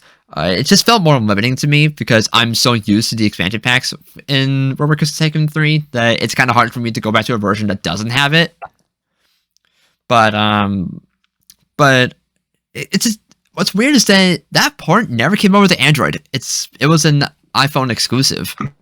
I was just gonna ask if it ever did come to Android. Yeah, so But apparently not, I guess. so if you're an Android user, then honestly the best Roller Coaster Tycoon to play on an Android device would probably be Roller Coaster Tycoon Classic, which is a combined remaster of the first two games. And Okay. that was actually a really good port too. They under the hood, it got completely reworked because, fun fact, the first two Roller Coaster Tycoon games were coded in assembly language, which is a very difficult coding language. And so when this version was being made, the code was basically completely reworked for compatibility on modern devices, and actually started off on mobile and eventually came to PC. But what's weird is that, at least in the mobile version of RCT Classic, you are missing a few things that you have to pay additional for in addition to the money that you already had to pay just to get the game, which was stupid. So, like, if you want, say, the toolkit, which gets you like the ride designer and the park editor, the park scenario editor, you got to pay up about and also the expansion packs from Roller Coaster Tycoon 2 are missing in the mobile port as well. Which is weird, but yeah, it's all right. And it's actually the only way to play the first two Roller Coaster Tycoon games on the go without bringing a laptop with you. Okay. So, all right, that's end of my ramble of RCT. I feel like I can make a whole episode on just ramming about Roller Coaster Tycoon in general. Yeah, you can. You can. Because Roller Coaster Tycoon 3 in general is like my favorite game outside of Pokemon, because I just put honestly, yeah. Because like, if I just check my playtime on Steam, it gives me like over 400 hours. But I had a physical copy. But like, my sister got me the physical copy back in like 2008, 8. And so I put like I wouldn't be surprised if I like put like 600 hours in that game altogether. Oh my god. So I was so when I discovered that it was on mobile, and I'm like, oh my god, I gotta get this. This is amazing. And I barely played it. Oh well. Yeah, it's just mobile game is just never really my thing because it's just not as comfortable, and it's also not, Same here. it's also not quite as convenient, and also you kill your phone's battery because Exactly. Because I think that's one of the main reasons why I don't play mobile games. Yeah, because and plus, if you get like a lot of notifications every day, like I do, then you're gonna hear them on your phone speaker unless you turn on Do Not Disturb mode. And any phone calls that might come through, they're gonna interrupt your gameplay too. I mean, you can't hear the noise for notifications if you keep your phone on silent mode like me. Big brain. But yeah. But Okay. I think good now? Yeah, I'm good now. I'm good now. Okay, should we go on to the next question? Yeah, we're ready to move on now. All right. Okay. Well, this is. Oh, Laurie, did you want to say something? Just out of curiosity, how many questions are we on now? I think we're on 4. Or is this we 3rd? We just did the 4th one. We're in the 5th one now. Okay. Okay. Okay. All right. Well, this is sort of a joke question, and I'm assuming it's only for me. But yeah, this question comes from Rose23112. Rose. And he asks, "What's your favorite honey pun?" Oh my god. I think we need context for this. I think we need a little bit of context for this for those who don't know. So, for those who don't know, you can explain. So, for those who don't know, the user that submitted this question, Honey, Sam, and I are in a group chat on Twitter along with many of other people, and one of their favorite things to do is make up puns with people's names. And especially mine's for some reason. It's like prime real estate for them to make puns of Honey's name. And so Rose does it to me as well in a server that I'm with them. But yeah, I'm assuming this is for me unless the people in the group chat also want to answer. But I guess if I have to answer, I guess it would be Honey Suey. Honey Suey.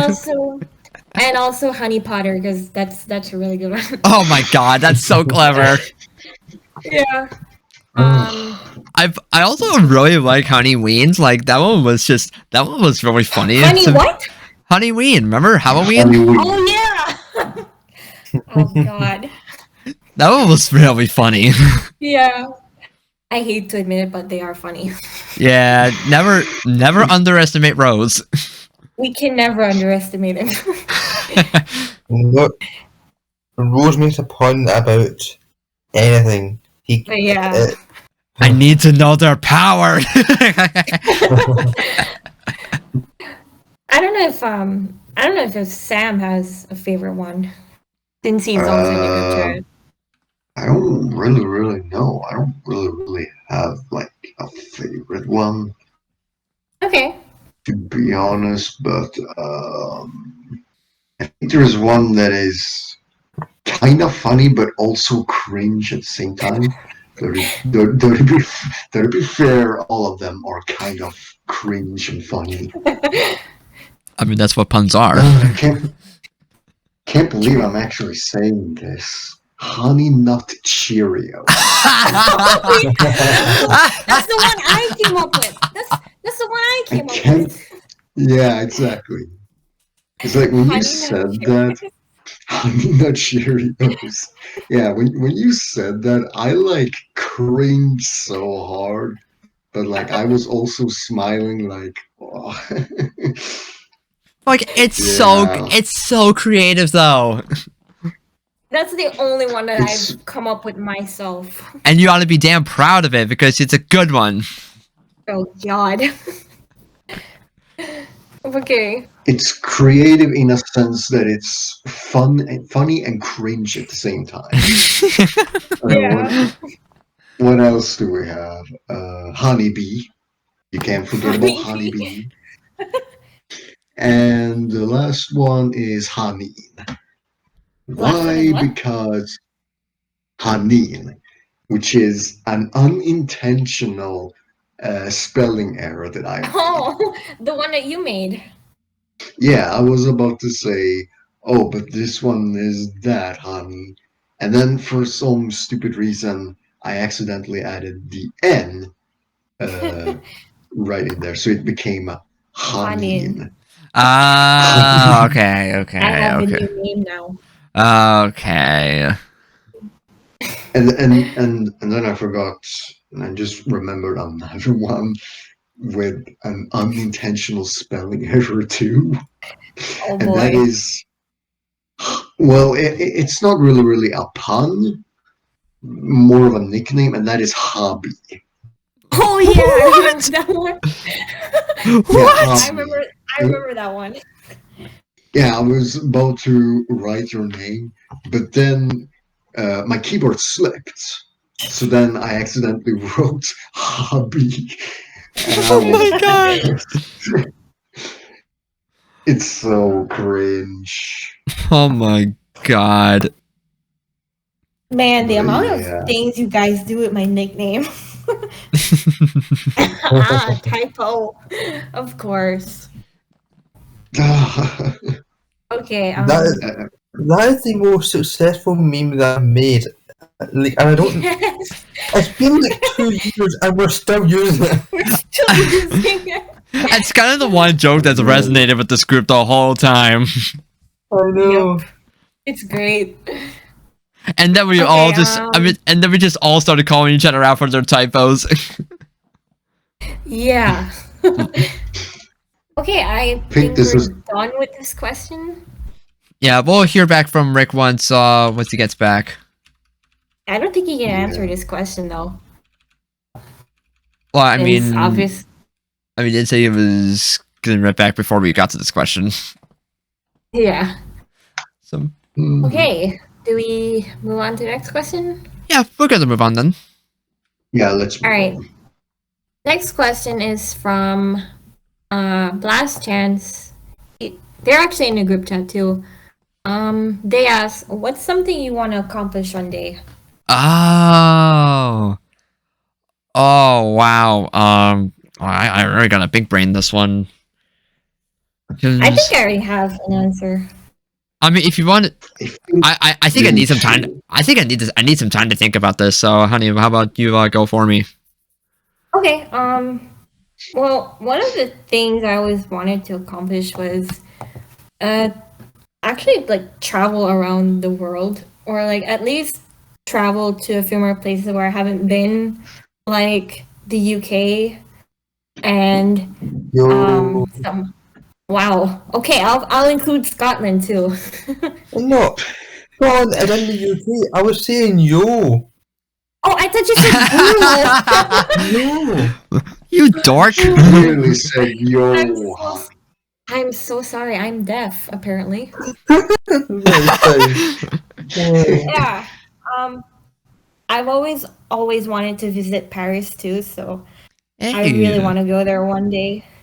Nice. And of course, I also want to visit Japan because how could I not? Yes. Yeah. There are other places I want to go to, like maybe Italy.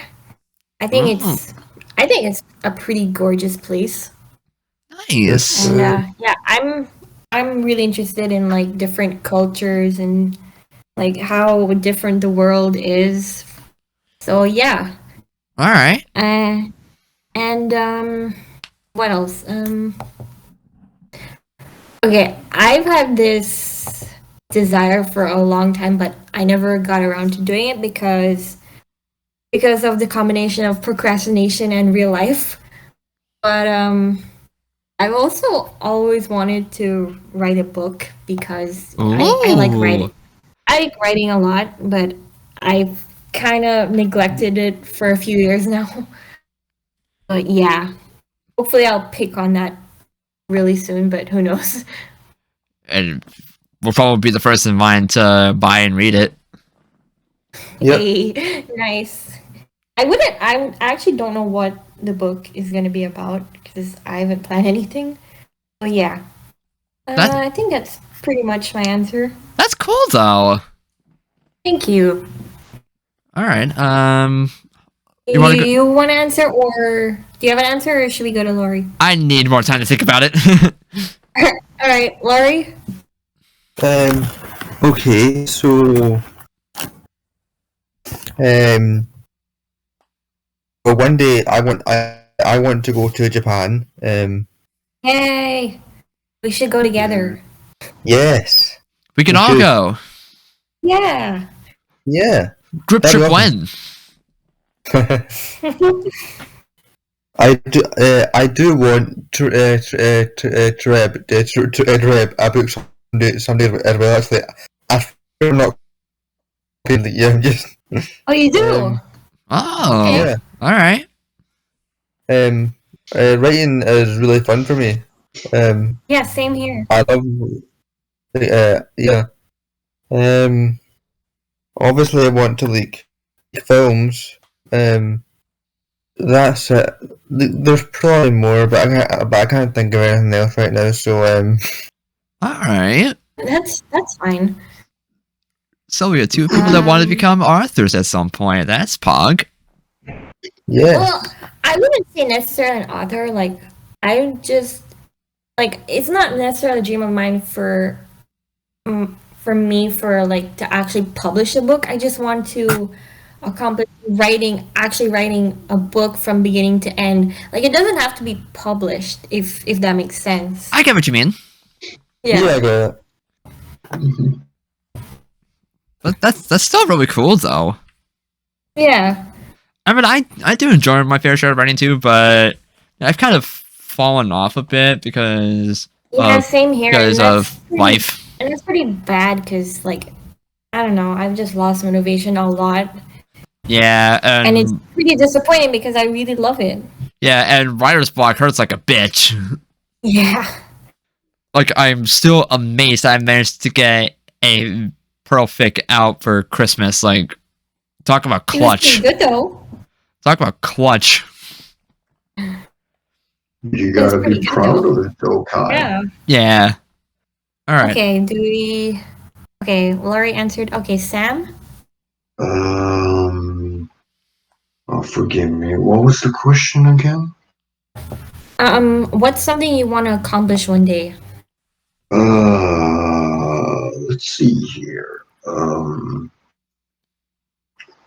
I don't know when and how it will happen.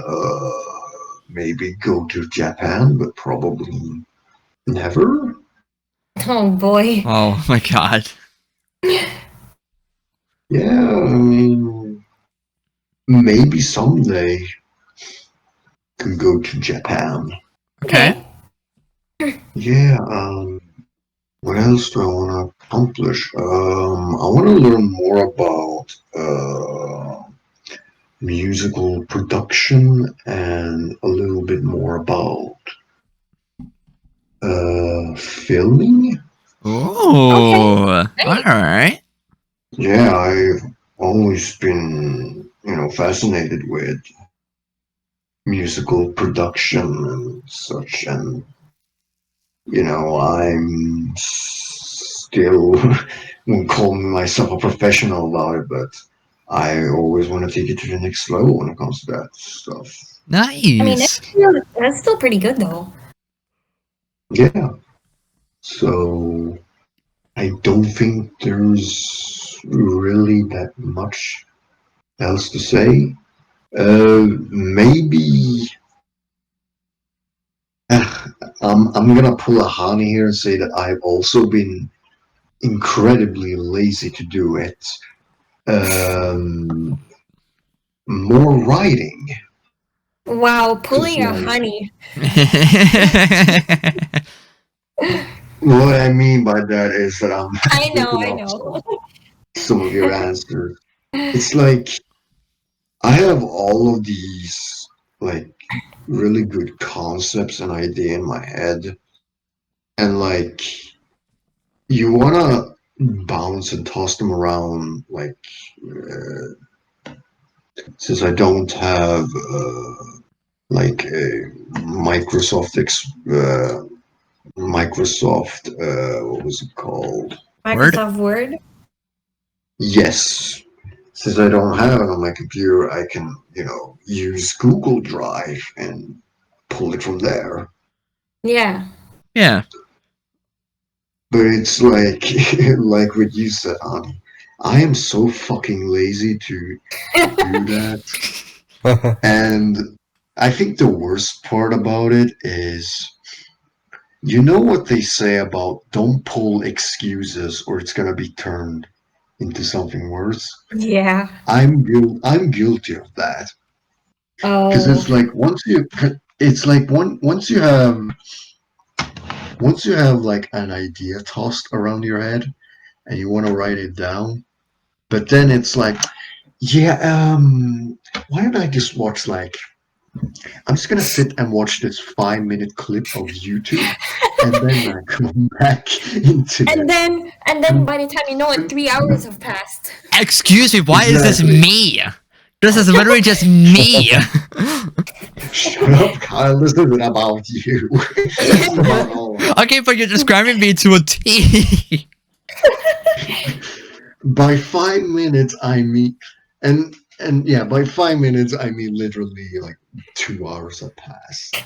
Yeah, I get that a lot.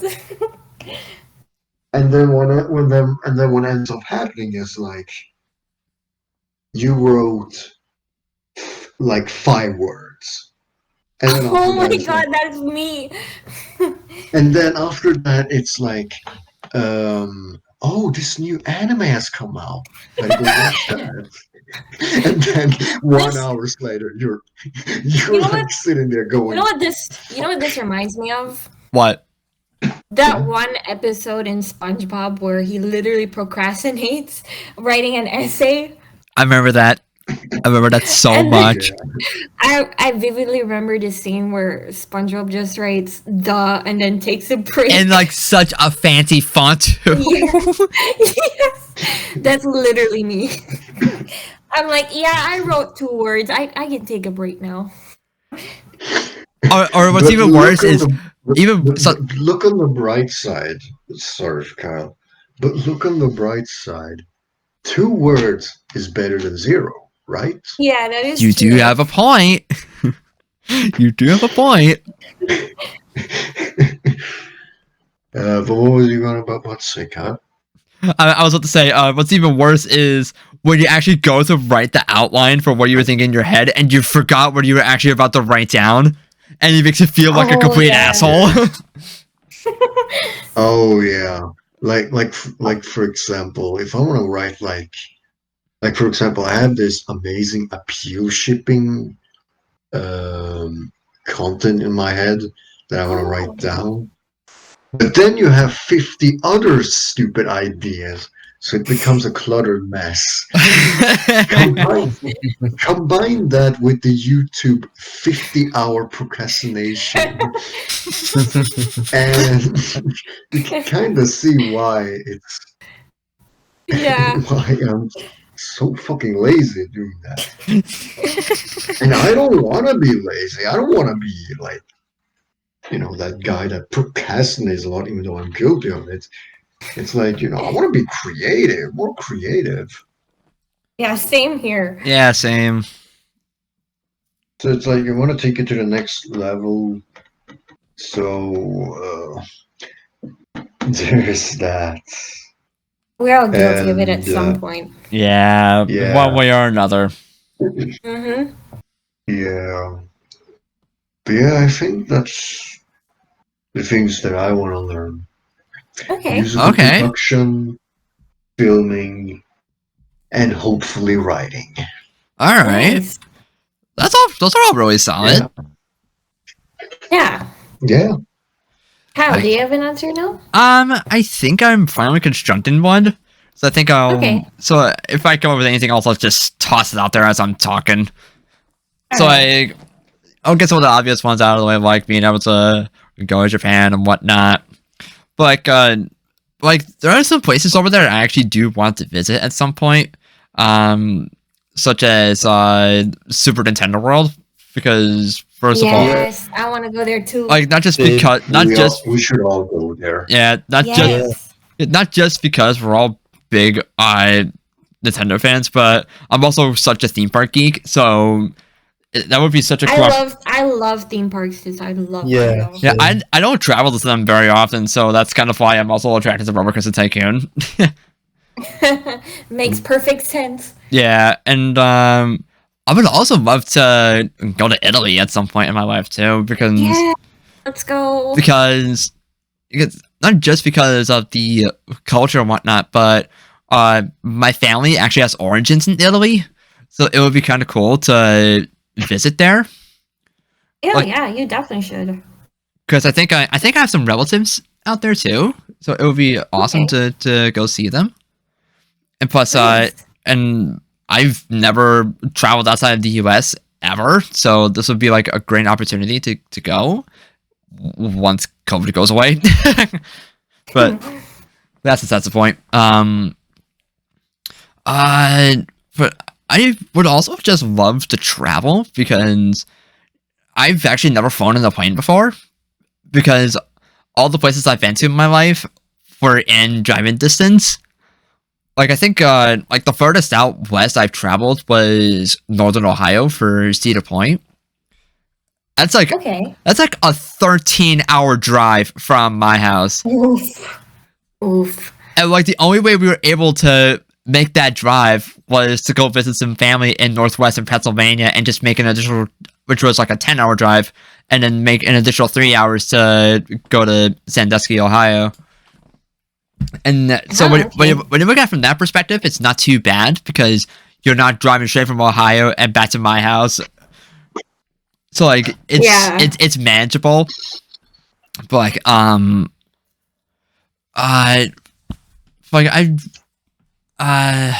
man, like even here in the States, there are some places that I would really like to go visit, mainly amusement parks, because again, I'm such a theme park geek.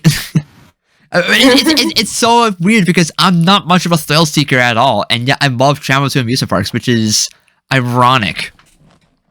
But like I just love going there, and just like it's just this atmosphere that amusement parks have that I just enjoy. Yeah, same here. Even though they can get pretty wild sometimes, which does bother me at times. But like it's just such a vibe that I enjoy, and it's something I always look forward to. Like even just look at the skyline of certain parks, it gets me really hyped. Like Cedar Point has a great skyline. Hershey Park, another one of my favorite amusement parks, has a great skyline, and it also creates like a sense of nostalgia too. Yeah, I can imagine. Because like you're seeing all these big rides out in the distance, and they get bigger as you get closer. It's like you're gonna be like on the footsteps of these big structures, and it's really trippy to see some of these things in person, because you see videos of them all the time on the internet, but when you're actually there in person, you're like, holy shit, this thing is huge. That's what she said. That's what she said. Oh my god. Oh, that laugh hurt. That laugh hurt. But yeah, I just really love the rides too. I think they're so fun. And like I haven't ridden the roller coaster in like over 10 years, which is weird. I know a lot of people like they have mixed opinions, but I am all for it. Like I just love the thrill and excitement I get from it. that's fair. Like I don't really like how my body reacts to what you experience on these rides, so that's kind of why I stay away. Yeah, that's totally fair. Because the first time I rode one, we came across a drop, and I had a very like fuzzy feeling in my crotch, and it did not feel pleasant. Oh, okay. I was only like 10 years old, so I don't remember much from it. It was like the one and done thing, so I have pretty fuzzy memories of it. But after I got off, I'm like, okay, yeah, I don't like this anymore. Yeah, that's totally fair. So, but like, I still like traveling to them, which is so weird. But like, I just love learning about them and also just checking out videos of other parks around the world. I'm like, I want to go to some of these places someday. And plus, it's a good excuse to do some sightseeing too, because you're traveling because you'd be traveling to go to these parks, but also check out the area around them and check out the culture as well. So it's like you're accomplishing multiple things in this one theme park trip, and I think that's one of the biggest benefits of doing one of those kind of trips, even though it's costly. It's very expensive. Yeah, so it is very expensive. I don't know if I would ever be able to do like a cross country road trip to go to like multiple parks. Like, you probably have to do just one. Yeah, like pick one. Yeah, which is why my family whenever my family would travel over the summer, we always choose to go to an amusement park for just one day, and then just do other things in the area for the rest of the trip. Makes sense. Because but like, there are some parks here in the U.S. I really want to go to, such as Six Flags Magic Mountain in California. Oh, I want to go. I would love to go to Six Flags. Yeah, my home park is Six Flags New England in Massachusetts, because I live in Connecticut, and that's like a 45-minute drive from my house. I've only been there once, and I would love to go back there. So that's kind of a reason to revisit. Nice. Of course, Universal Orlando is a pretty big bucket list trip. Yes. Because everyone knows Universal. I've only been to Universal Studios in Cali, not Orlando. Oh yeah, I think you told me. I really want to go to the Orlando one. Yeah, I think once Super Nintendo World opens in Orlando, I think I'll finally make the trip there. Let's go together. Yes, we could definitely do that.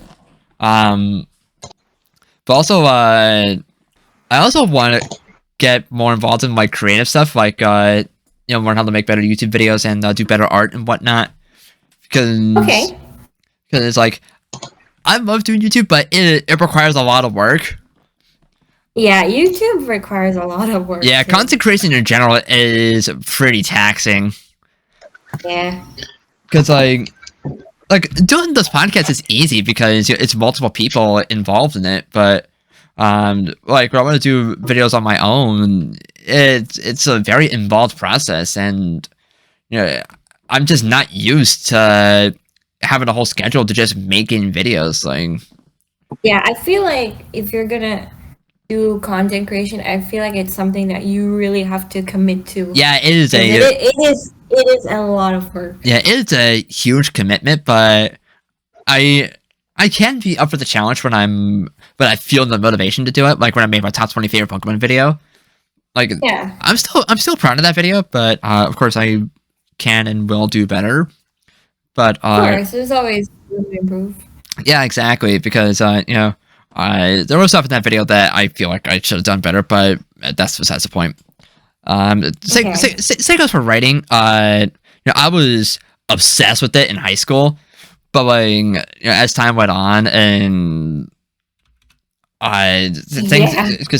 things changed, and I still enjoy it, but like I had this whole fanfic series planned out, and I never finished the second entry. And I think you told me that. Yeah, I was committed to it for a little bit. Especially when I first joined Twitter, but as time went on, I'm like, I don't think I want to do this anymore. But I don't want to shelve it completely, because I still enjoy it, because I feel like it's one of the more creative ways of making something. Because, yeah, I agree. Because I used to hate writing in school, but during my senior year, I got several comments from my English teacher on how much my writing has improved, and I'm like, okay, maybe I should take a dabble at this, and I very much enjoy this. My sister enjoys writing a lot, and also one of my IRL friends, so I can get feedback from them as well. And yeah, for me, know is that I actually hated writing in school because, in writing in school is different because they force you to write useless essays that we'll probably never use. Yeah, exactly. But I always Not enjoyed. remind me of that. But I Get bad always used to flashbacks. enjoy. I always used to enjoy writing more stories or creative stuff rather than boring essays. Yeah, yeah. It's kind of like the same here Yeah. with me too. Like when you're writing boring essays, it's just the, It's the just same not fun. shit that it's just same shit that you have to learn, and I'm using learn as keywords because who the fuck's gonna learn that anyway? Like, why use that when you can have freedom, like, in your mind? Like Yeah, with, like you said, with stories, you can expand on that. You can yeah, actually use your imagination and creativity. yeah. Like, Exactly. and like, I feel Or like, you can be like us, and watch 5 hours of YouTube and then come back and write a And couple write of 2 words. yeah, Yeah. Pure yeah, creativity. yeah.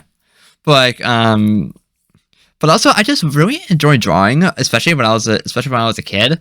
Like, I would get distracted from my schoolwork with drawing a lot of shit, because but for a little while I'd fallen off, but then when Pokemon Art Academy came out and I got it for Christmas that the year it came out, it kind of reinvigorated my interest in doing art again. And here I am now with an iPad Air and Apple Pencil, and I'm still trying to finish an existing drawing, but that's besides the point. But when I could take a look at my first pieces in Pokemon Art Academy to when I moved on to my iPad, there was quite a considerable amount of improvement, and I even gotten some comments from my friends saying that, "Oh, you've done such a good job with improving your art," and I'm like, "Am I actually improving here?" And like a couple weeks ago, I was waiting for my therapist, and someone walking by saw me working on a drawing, and they were like, "Oh, did you make that?" And I'm like, "Yeah, I didn't know how to react at first because I've never been confident on my art in public, so I was like, oh my god, how is this person going to react?" I mean, your art has definitely improved over the years, so Yeah, because like I remember it was the first drawings I posted on like Instagram, because and just look back at it and I'm like, oh my god, this is so cringe. But also, I was much younger and did not have as many skills, so Yeah, it's always good to look back at your previous work and compare them to your current work just to see how much you've improved. yeah. But I think for me, aside from being a better artist, and actually being more efficient at my art and actually getting them done, starting and getting them done in a reasonable amount of time, instead of taking like freaking weeks to finish just one piece. I've always had this interest in eventually making my own game. Oh, okay. Because like I've always had these Mhm. imaginations in my head whenever I listen to certain video game music and imagine a game of my style playing with that music in the background. I'm like, I would love something like this, but Okay, pretty interesting. that's also a very involved process, and because I had to like Yeah. learn program and all and whatnot, and I don't want to make myself suffer from that. I actually learned a few programming languages too. I'm not perfect, but I'm decent. Like I don't Yeah, know it. but I don't think I would ever be able to develop a game with the knowledge I have. Yeah, like Of course there's Google, but yeah. yeah, I'm lazy. I'm not afraid to admit it. So I feel like I just would not be able to put in the time to learn and actually make. That's something you would really have to commit to. Yeah, more so than making YouTube videos, and that's Yeah. And that's just I don't know if that's ever going to happen, but like I feel like that's something like a dream that I can have. Okay. Fair enough. Because like I've always wanted to express my creation in some way, but I'm not sure how I want to express it. Yeah, that's totally fair. Because like I was taking a few computer programs in college, and I was like, okay, this is all cool and whatnot, but is this really something I want to do in the future? Like, I was so uncertain of what I wanted my goal to be in the future, so I always envisioned you'd probably go into computer science or something in IT. Yeah, I've been told by several people that I would do pretty decent in IT, but like, I don't want to deal with angry people all the time. Yeah, here's the thing, right? I think no matter what field you go into, you're gonna deal with people. Yeah, that's my introvert side speaking. Same. I totally get it. Because like I'd rather do something that I can do from the comfort of my own bedroom. Maybe COVID makes that easier. Who knows? Who knows, man, at this point? But like I still want to get out and do other stuff, you know? Yeah. Like I want to get back into golf because at one point golf was my favorite sport actually, and I haven't played it in like 5 or 6 years at this point. And so speaking of which, I actually do want to learn bowling because I think that's pretty interesting. Yeah, if you ever meet up someday, I could probably teach you. Yeah, that'd be great. Yeah, because bowling is a taxing sport, but like it's really fun. Yeah, I've seen videos and other people playing it, and I'm always like, oh my gosh, this seems so much fun, but I have no idea how it works. Yeah, I could probably teach you someday. I feel like that would be really fun. Yeah. Because like I actually I used to bowl in the league when I was in middle school. Oh, okay. But yeah, the schedule was way too taxing on my sleep schedule, so I because like it was Saturday mornings, and if I had a bad day at school the day prior, it would just affect my mood the next morning. Oh, makes sense. And I'm stubborn and don't want to give up as all my free time, so like I would love to like just be a better bowler because I've only rolled a 200 game once in my life, and that was last summer or 2020. I don't remember, but it was one of those two, and I was so proud of that moment. Like I was just on a roll that night when I got the 200, and eventually I want to just improve to the point where I can actually roll a perfect game. Okay. Which, for those who don't know, a perfect game of bowling requires you to roll 12 strikes in a row. And that is way, way harder than it sounds. Yeah, I'm sure it's very, very like, rolling a 200 in bowling is already really difficult. Like, the pros make it look so easy. But when you actually try it yourself, it's not that easy, but I feel like bowling is one of those sports that's easy to learn, but difficult to master. Because I think you might be right. Because like once you learn how to roll the ball, actually improving those skills after the fact is where the challenge really comes. Yeah.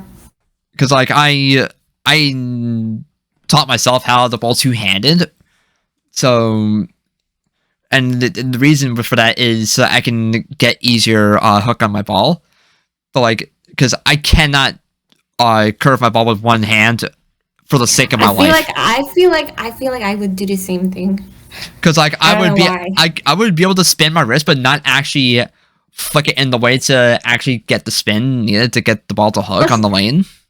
Plus, I feel like I'd be afraid that I'd accidentally drop the ball even before I get it rolling.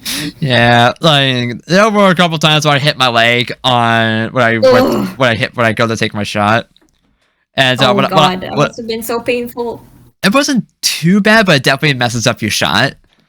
There were a couple times where I went past the foul line and slipped on the oil and fell my ass as a result. Oh no. I mean, you've probably seen plenty of videos of people slipping on the oil when they bowl. Yeah. It might look funny, but it's actually I not, know they hurt. yeah, but it's also not good for the lanes either because it screws up the oil pattern on the lane. And Yeah. and reapplying the oil pattern on a bowling lane, it takes like a considerable amount of time. You also gotta get this big heavy machine to just apply the oil, Okay. and it's because it's got to go like all the way down the lane and then come back. I've seen it happen a few times, and it's not a quick process. And also, there are also some really difficult shots that you might leave afterward. Like for example, the infamous 7-10 split. Those Yeah, are, I've heard of that. yeah, it's infamous for a reason. Mm-hmm. Like in general, like I haven't bowled in a few months, so I would like to go back, but I have other things I want to focus on first. Makes sense. And plus, I just don't exactly feel comfortable going back yet. Yeah, because of you know what. Mm-hmm. Personal stuff. Mm-hmm. But I also would like to get back into golf as well because I used to be a part of a program that teaches people how to actually be better at the sport, and Okay. because I started it in 5th grade and did all the way up until I graduated high school. Oh, that's a long time. Yeah, I was basically loyal to the program, and so I've really got to know some of the staff as a result, and I've had some offers to come on as an assistant coach, but Okay. I'm not that good at teaching stuff. Like I'm terrible at I'm terrible at explaining stuff, but I feel like you're pretty good at explaining stuff. I don't know I don't know if other people agree, but I think you're decent. Like I think need you're better at explaining stuff than all of us do. Yeah. like Yeah. I prefer to do demonstrations as I explain because then I can because trying to get my words together is not my strong suit. Yeah, same here. So like if I show people what I'm trying to explain, then I can then it'll just be much easier for me to give off, but also for anyone I'm trying to teach to For understand. them to understand. Yeah, exactly. Yeah. But I think that's all I got. I rambled a lot longer than I thought I would. What are you, Laurie? I think I have. Yeah, thanks for that. I'm sorry. Wow. Oh, it's okay. Burn. No, but I don't mind at all. Like I'm completely fine with it. Why can't I ramble this much when I'm by myself? Because you're with friends. Okay, this is true. It's easier to ramble when you've got other people to bounce off. Yeah, true. Yeah. Yeah, this is true. What question was even this? We were on Blast's question. What's something you want to accomplish one day? Oh my god, we were on this question for so long. I know. Okay, should we move on? Yeah, why don't we move on? Okay. Let's move on. The next question is from Sino Gambler, and he asks, favorite episode of JN up to this point? Oh, I have my answer. I do. I think I have my answer. I do too, actually. All right, Kyle, you want to start off? I think mine would actually be JN55, which is the Glimbo Tangle episode. Like, Of Of course. course. okay, before you guys judge me, Bias. that aside, like, it was just good fun all the way through. It's nothing to blow your socks off, but it just hits all the right notes, and it's just very enjoyable, and such a good time from start to finish. It's just got such. I absolutely agree. It's got such a warm and positive vibe that it just resonates with me, and I just love it. Like, it's like I agree. Like, and also I feel like this episode does Galarian Ponyta and Raptor's justice. Definitely. Not just for, and I'm not just talking from my bias, but like they actually handled those Pokemon really well. And I'm so glad that this episode was not a one-off thing because I really want Chloe to get that Grand Ponyta. And I'm glad that Opal mentioned it during the Creamy Baking Contest episode a few months later. It shows that... oh, sorry, go ahead. Like, I just... There was just something about Jane 55 that I just adore, and I can't quite put my finger on it. Like, it's just so much fun to watch from start to finish. There are other episodes that I feel like could easily be contenders that for the best, but from my personal experience, I just can't get enough of 55. Like, it's just something that I always want to continue watching, and I just can't help but love and look forward to watching every time I get the chance to. Yeah, that's totally fair. It is a pretty good episode, and also it has Impidim, so it's Like that's the scene, like the stuff with Impidim in this episode was really adorable and just so much fun. I need more. I just got one scene. I need more. I know. Yeah. I mean, we're gonna be seeing Grimstar on the show soon. Yeah. But I think that would be my answer, honestly. Okay. All right. So mine is actually a tie, or at least a close tie. There is still one I slightly prefer over the other, but they're both really good. So the episodes are the Cleffa episodes, the one where Cleffa became a star. Oh my god! Yeah, I think that was one of the most wholesome episodes JN has done up to this point, and it really gives off a good message too. Like, I think I cried watching the episode because it was just so emotionally well done. Yeah, it's definitely a bit of a tearjerker, actually. It is, and yeah, it just gives off the message pretty well. Yeah, because I remember, I actually remember commenting about this in an earlier episode of the podcast when the episode first came out. Oh, okay. And how much of and how well it was trying to convey a message, and I very much appreciated that. Yeah, I think it holds a lot of personal values to me as well. I think, yeah, it's just a really great episode. Yeah, I absolutely agree. And the second one is actually the Ash versus Volkner episode. Oh, that one was fire.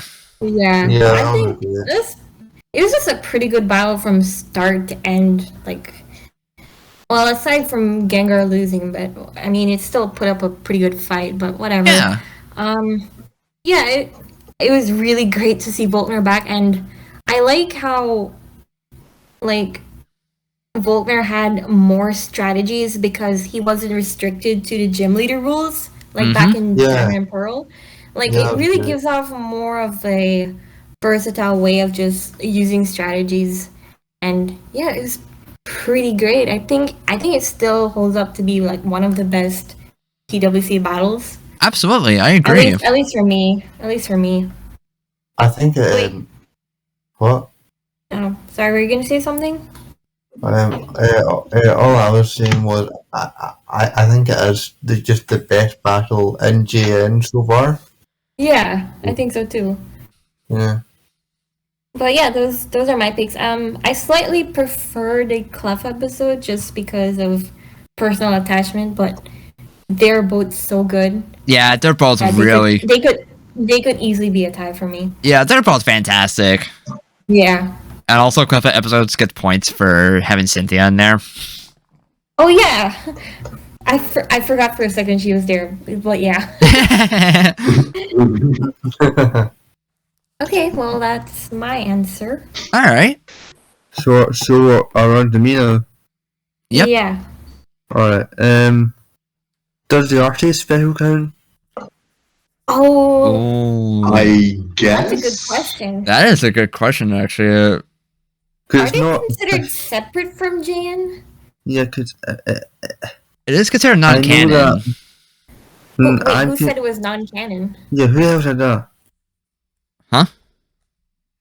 Who? Wait, Who said it was non-canon? I thought I saw multiple people talk about it. I don't remember who though. I can't. And it's bugging me. It's not confirmed, really. Yeah. Because there's just so much things that tie back to DP. Yeah. No. Yeah. There was a lot of continuity that kind of. There was a lot of continuity that kind of debunked that. Feel canon, so I don't think it's non-canon. Yeah, no. I think it is canon, and it just takes place at any point during JN. Yeah. For me, well, I know that Bulbapedia classifies them as like journey specials, so I'm gonna say they count. I don't know if Alright. if anyone else would say they don't count, but I'm gonna say they do. The artist special recently, just that is my favourite thing that JN has done. Honestly, I don't blame you. Yeah, it was amazing. It was great. It was a sequel to the best villain arc that we've ever had in Pokemon. Definitely. Yeah. And also Brock come back, and Brock's Croagunk come back. Yeah, and Croagunk.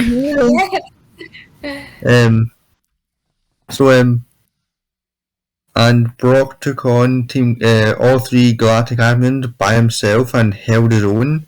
We Yeah. can. He's just built different. Yeah, and I mention that every single time I talk about this special because it's so cool. Yeah, I'm gonna say the artist special because Croagunk. Reasonable.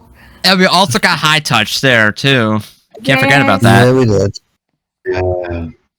All right. Is that all? We have to hear from Sam. No, I meant to say is that all from Laurie. Oh, okay. Alright, yeah, that's all. Okay. Alright, Sam. Alright, so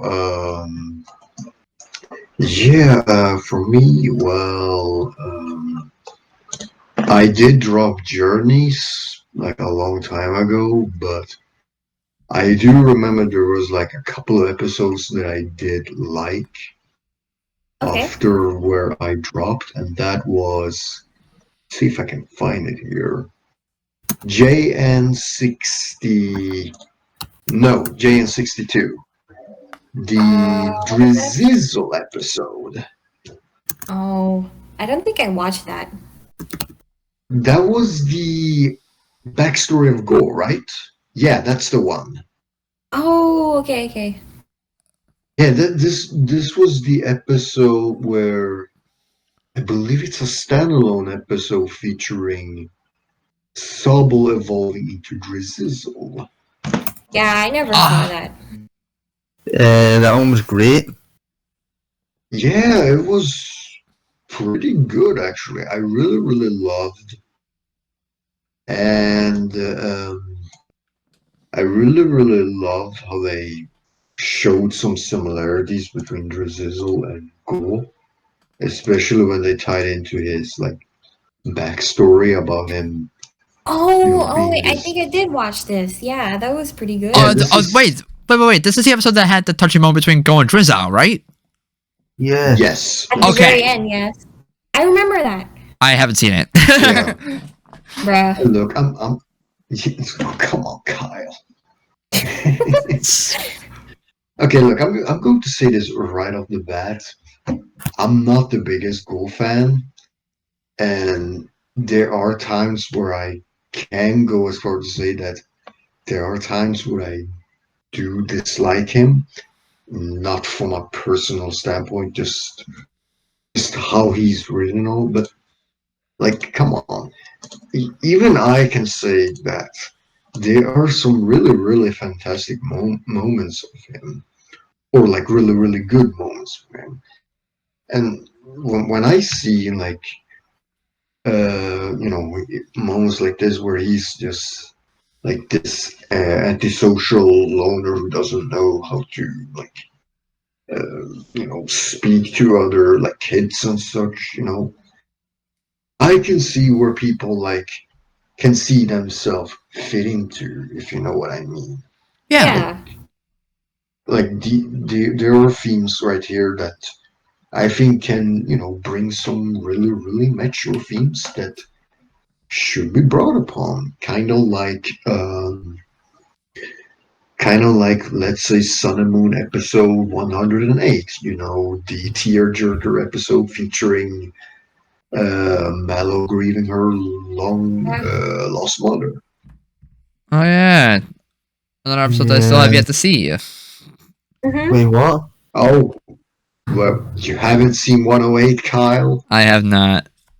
Bruh, Ooh, how? Oh my god, You go! need to go fix that right now. I'm lazy. I feel like I said that a lot during this episode. Yeah, you said it like twice to me at least.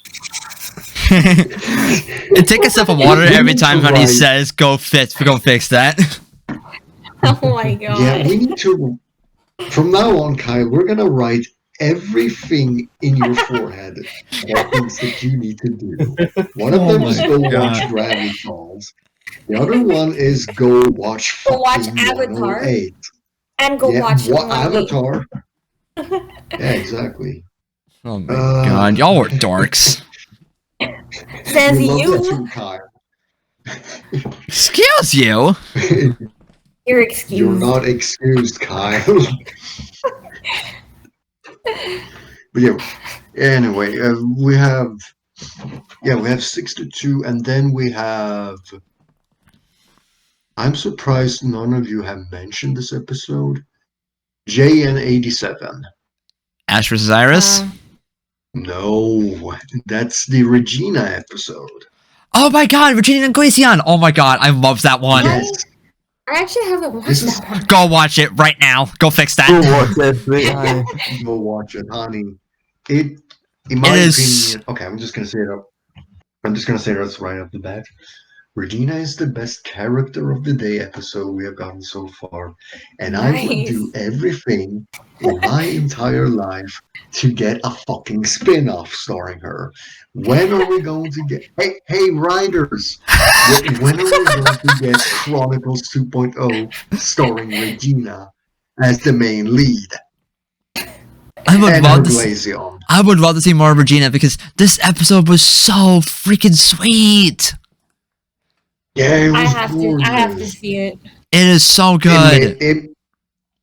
Listen, you guys said that Cleffa was a tearjerker. Yeah, I cried more of this episode than that one. Oh wow. And I'm not. That's fair. And I'm not much of a. And I don't cry in general. Wow, that's saying a lot. Unless we're talking about Dawn's losing streak and Mallow losing her mom, then we have something else to discuss.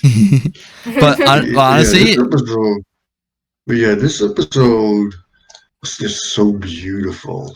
Yeah, honestly, and I also really liked how Chloe also was, taking more of a role to help Regina. Yeah, Chloe felt more like a lead character in this episode than Ash and Go did.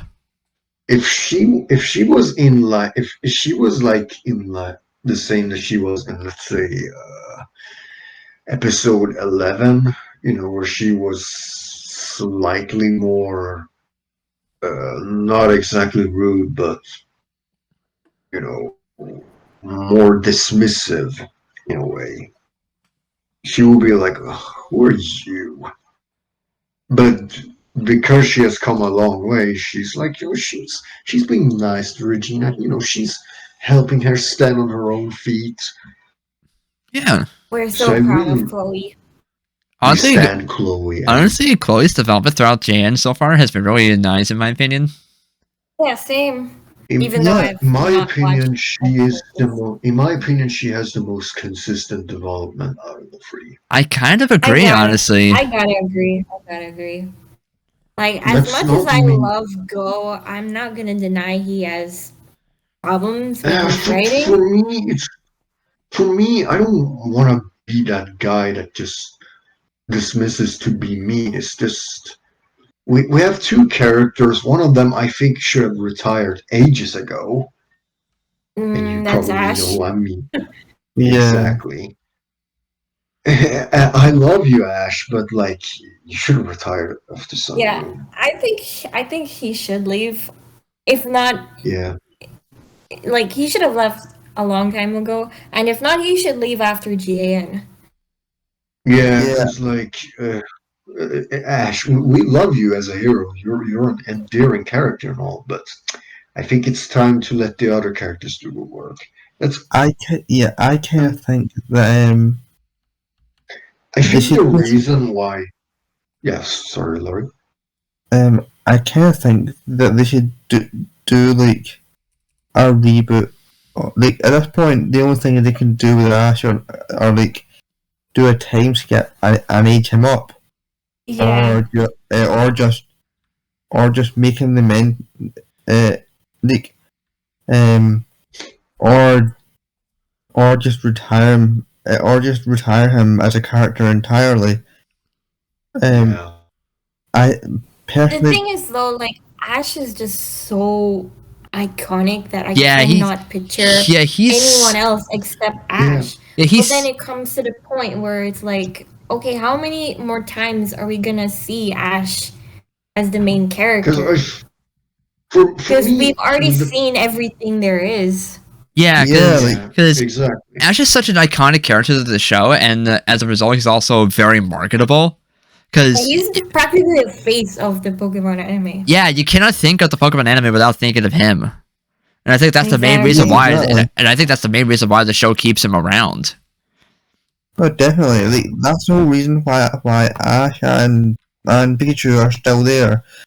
So in the same thing, so like a sort of curse where they have to keep Ash around, just so the anime remains successful. I honestly think the best case scenario would just to be to have like a new protagonist, but Yeah. also keep Ash around, but just like as a side character. Yeah, that's what I think should happen. I kind of think that I Ash, don't think. Oh, sorry, Laurie. I think what I think is sort of they should make Ash into what Brock was for Ash in OS. Oh, okay. More Alright. like of a leader. No, And, well, more like a mentor, I guess. more of a mentor. Yeah. Yeah, like, Yeah, that yeah, makes sense. like I think they should just make Ash, like, if they are gonna keep Ash around, they should age him up and make him like a mentor for a new protagonist. Because I at this agree. point, they've been repeating they've been repeating stuff with the Ash's character for sounds like AG really, but like the fact that it's not like a one-off thing, and they keep doing the same arcs, or not even arcs, the same like lessons for him to learn Yeah, it over and over comes again. becomes Yeah, pretty it's mundane like at this point. Yeah, Like just creates. Like don't to get me me- wrong. The day that Ash is probably written off, I would probably cry because like he is my childhood. Yeah, No, same. absolutely, yeah. Yeah, me too. But Would love to. like I would also really I'd also really like prefer if he was written off, to be honest. But Yeah. will that happen For though? me, it would be kind. That's For the me, it big would question. be like. For me, it would be both sad and relieving at the same time. Yeah, I think that's Yeah. the main thing. Yeah, I think that's also Because- what I'm feeling. Because even though Ash has no doubt been one of the most iconic characters in the anime, that doesn't mean he's, off without inconsistencies. And that's kind of what many people, including myself, have problems with him.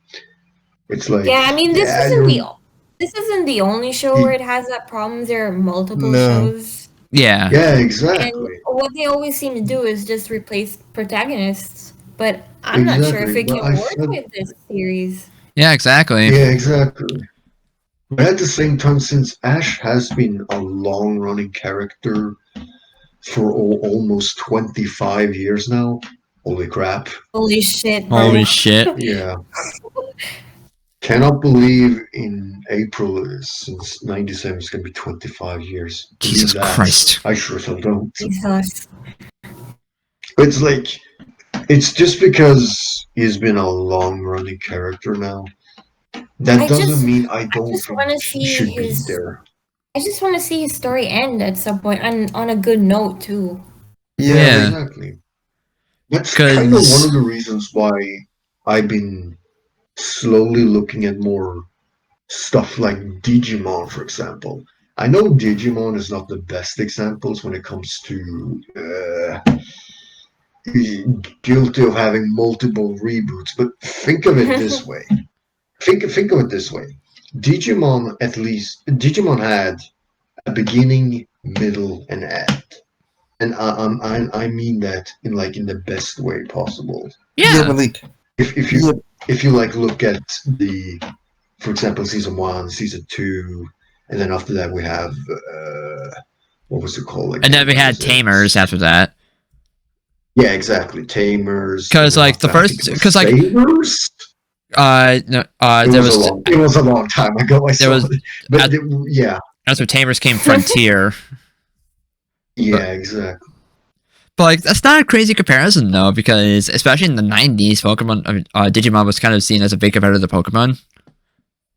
Yeah, what I'm saying is that Digimon had like a beginning, middle, and end, and Pokemon has the beginning, but we don't know if Ash's story arc is still in the middle or if it's actually reaching an end. I think it's actually reaching an end up to this point. There's so much happening on Because journeys that it yeah, actually because feels like it's gonna end. yeah, that's the thing. because a Like, story because Ash's story just can't last forever. So no matter how Because much the look at it, writers want to like, look at it this way, right? I'm sorry for interrupting, but look at it this way, no, right? continue. We are gonna have the inevitable battle between Ash and Leon at the end of the series, Yeah, right? Yeah, I don't exactly. think at this point you can make Ash lose, because that would make no sense. And what would he even do after he loses? Challenge the PWC again? No, that would make no sense. He has to win, right? yeah, like Ash has to win, and there's And nowhere that they can go after from you there. win, exactly, there is no other point you can go from there. I know there's that line in Journeys where Ash basically says that, oh, after becoming PWC champion or whatever, it doesn't stop there from becoming a Pokemon master, but I what? don't know. I don't know what else you can do to make viewers keep watching Ash's story from this point forward. Yeah, because becoming world champion is basically the equivalent of a Pokemon master. Like, what other I top mean, goal is there to reach? Precisely. The thing is, like, Yeah. Pokemon Master is an intentionally vague Yeah, title just because just like, for the pure reason of keeping Ash around forever. yeah. They But- they but the- intentionally don't specifically define it. Yeah, but the problem is when Ash's goal when Ash's way to becoming a Pokemon Master throughout the entire anime has been through battling. When he becomes the strongest trainer in the world, You then hit peak. then the only way they can take it from there is TV suddenly goes to space and battles aliens or something. Like, Arceus out of some. yeah, they either do that, which is stupid as fuck, or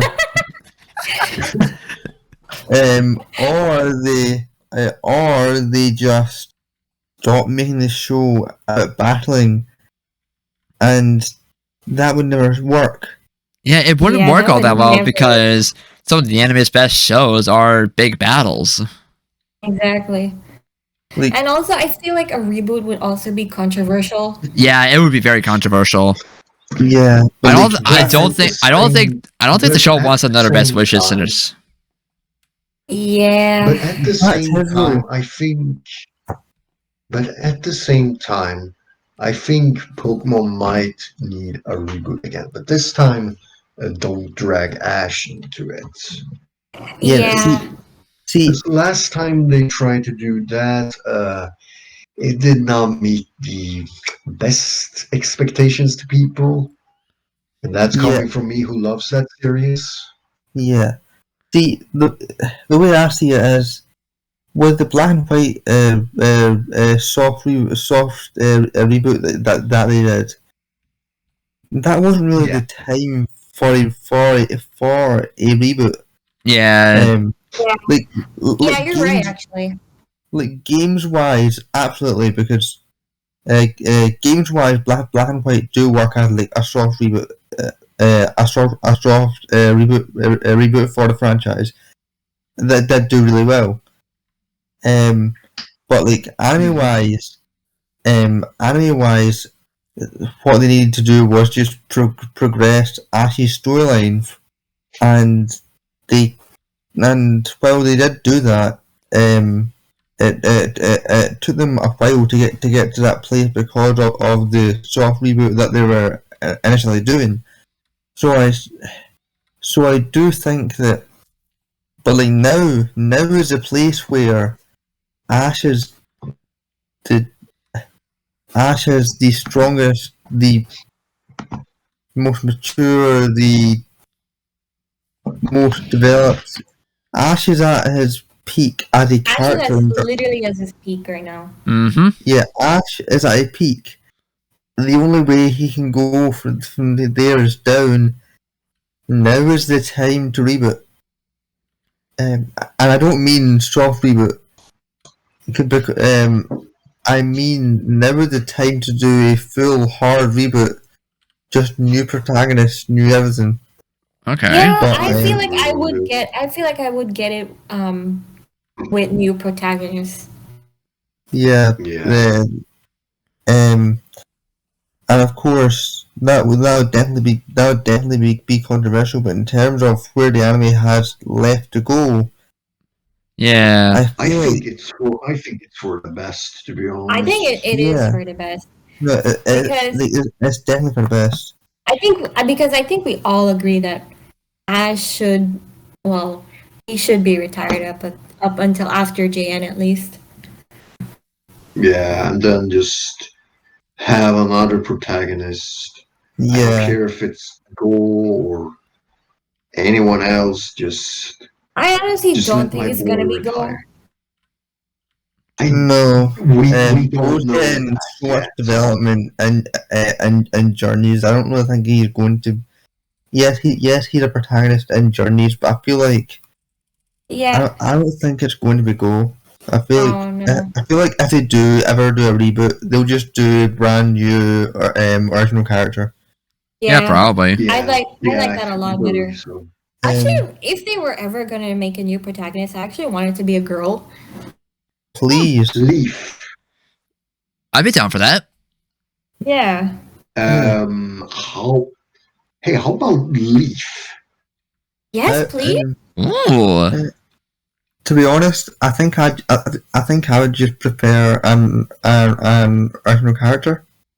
Yeah, that's also fair. That's also fair too.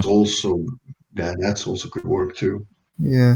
I feel like we could make an entire episode out of this topic in general. Oh my god. Ever before leave it. We went on a tangent.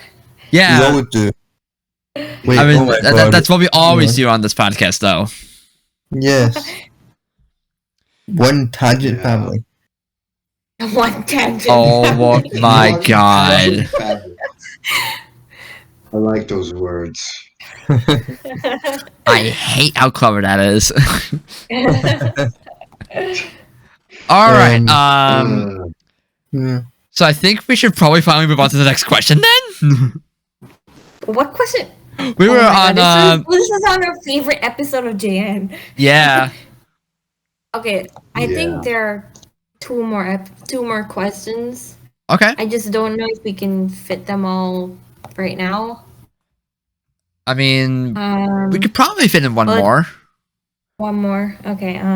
even though we're approaching 3 hours. Yeah. Holy shit. Crap. Okay. Yeah. This question. Were you gonna say something? Oh no, I was just going to say that it's almost 2 a.m. for me, which means that it's almost 3 a.m. for Sam. So. Holy shit. So I Okay. think at that point we should probably just save the remaining questions for next week. Yeah, Yeah, let's do 'cause I'm kind of exhausted right now. Yeah. Yeah, I need to sleep. So yeah. All right. So we'll save the remaining questions for next week and do whatever shenanigans you guys want to do next week because the Q&A was my idea for this week, so it's only fair for you guys to decide what we do for part 2 of the celebration next week. So. Alright. So, if you don't want to miss out on that, definitely be sure to subscribe to the channel and also leave a like on the video. And that's going to do it for us in this episode. I want to thank you for tuning in. And until next time, through it all, we're still a family. One chain of family.